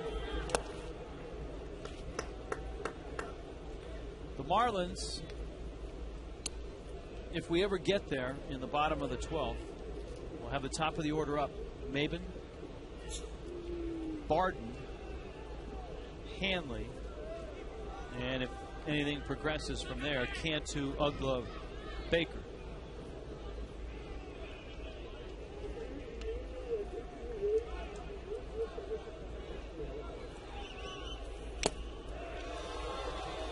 One and two. Now,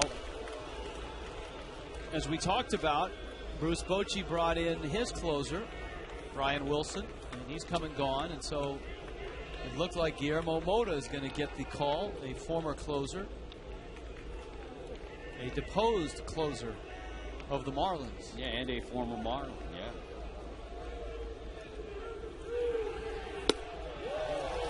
Struck him out. Nice comeback by Hunter Jones after hitting Sherholtz. 3 runs, though, for the Giants in the 12th. Another mountain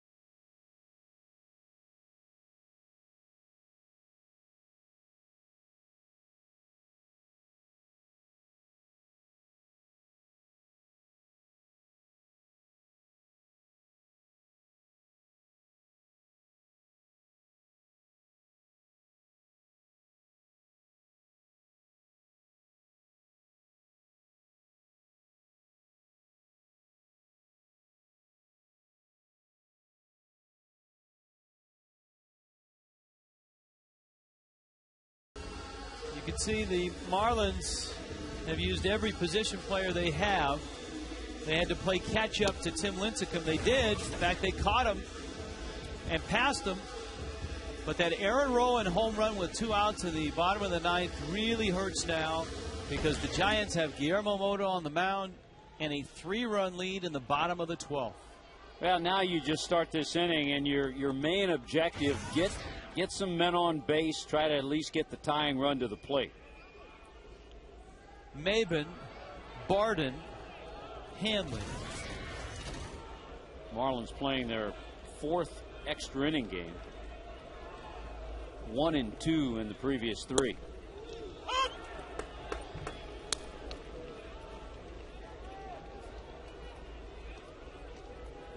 Maben was intentionally walked in that 9th.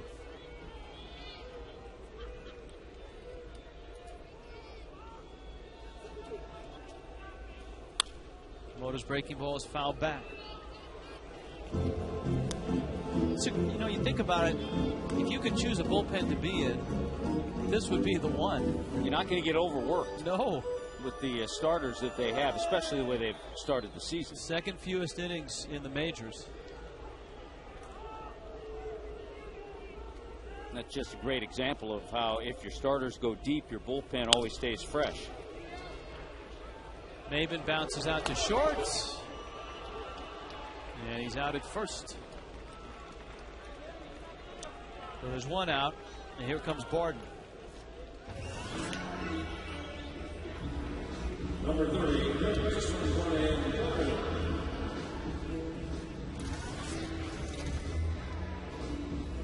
well, this was a night, too, where you go into a series against the Giants and you're facing Lincecum, Zito, and Kane. And you get a chance to beat the Giants in game 1. The Giants had Lincecum primed for the win, even after he gave up the Hanley homer, because the Giants scored a couple of runs. And it was Lincecum's game to win until Romo gave up the 3-run homer to Uggla. And it was Romo's game to lose. But what you're saying, and it's so true, it's not over yet, but had the Marlins been able to beat Lincecum, it just sets a great tone for the 3-game series. Barden is 0-2. And Mota rings him up. So Guillermo Mota has come back to get 2 outs here in the 12th. Well, when he's on, he's got a live arm, good fastball, number 2, good off, and a terrific changeup.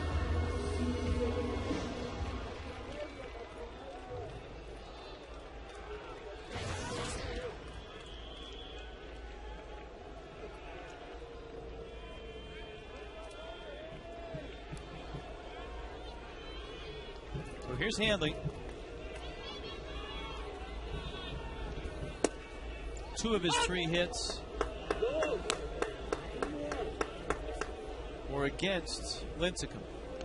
You know, the young left-hander who came on and pitched a nice inning for Bruce Bochy, Dan Runsler, has a chance to get his first Major League win.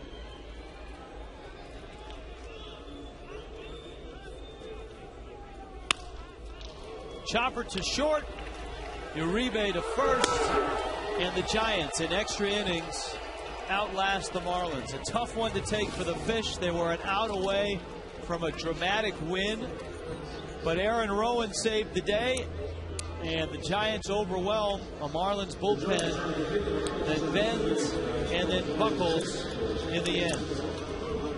San Francisco improves to 15-10, and the Fish fall back.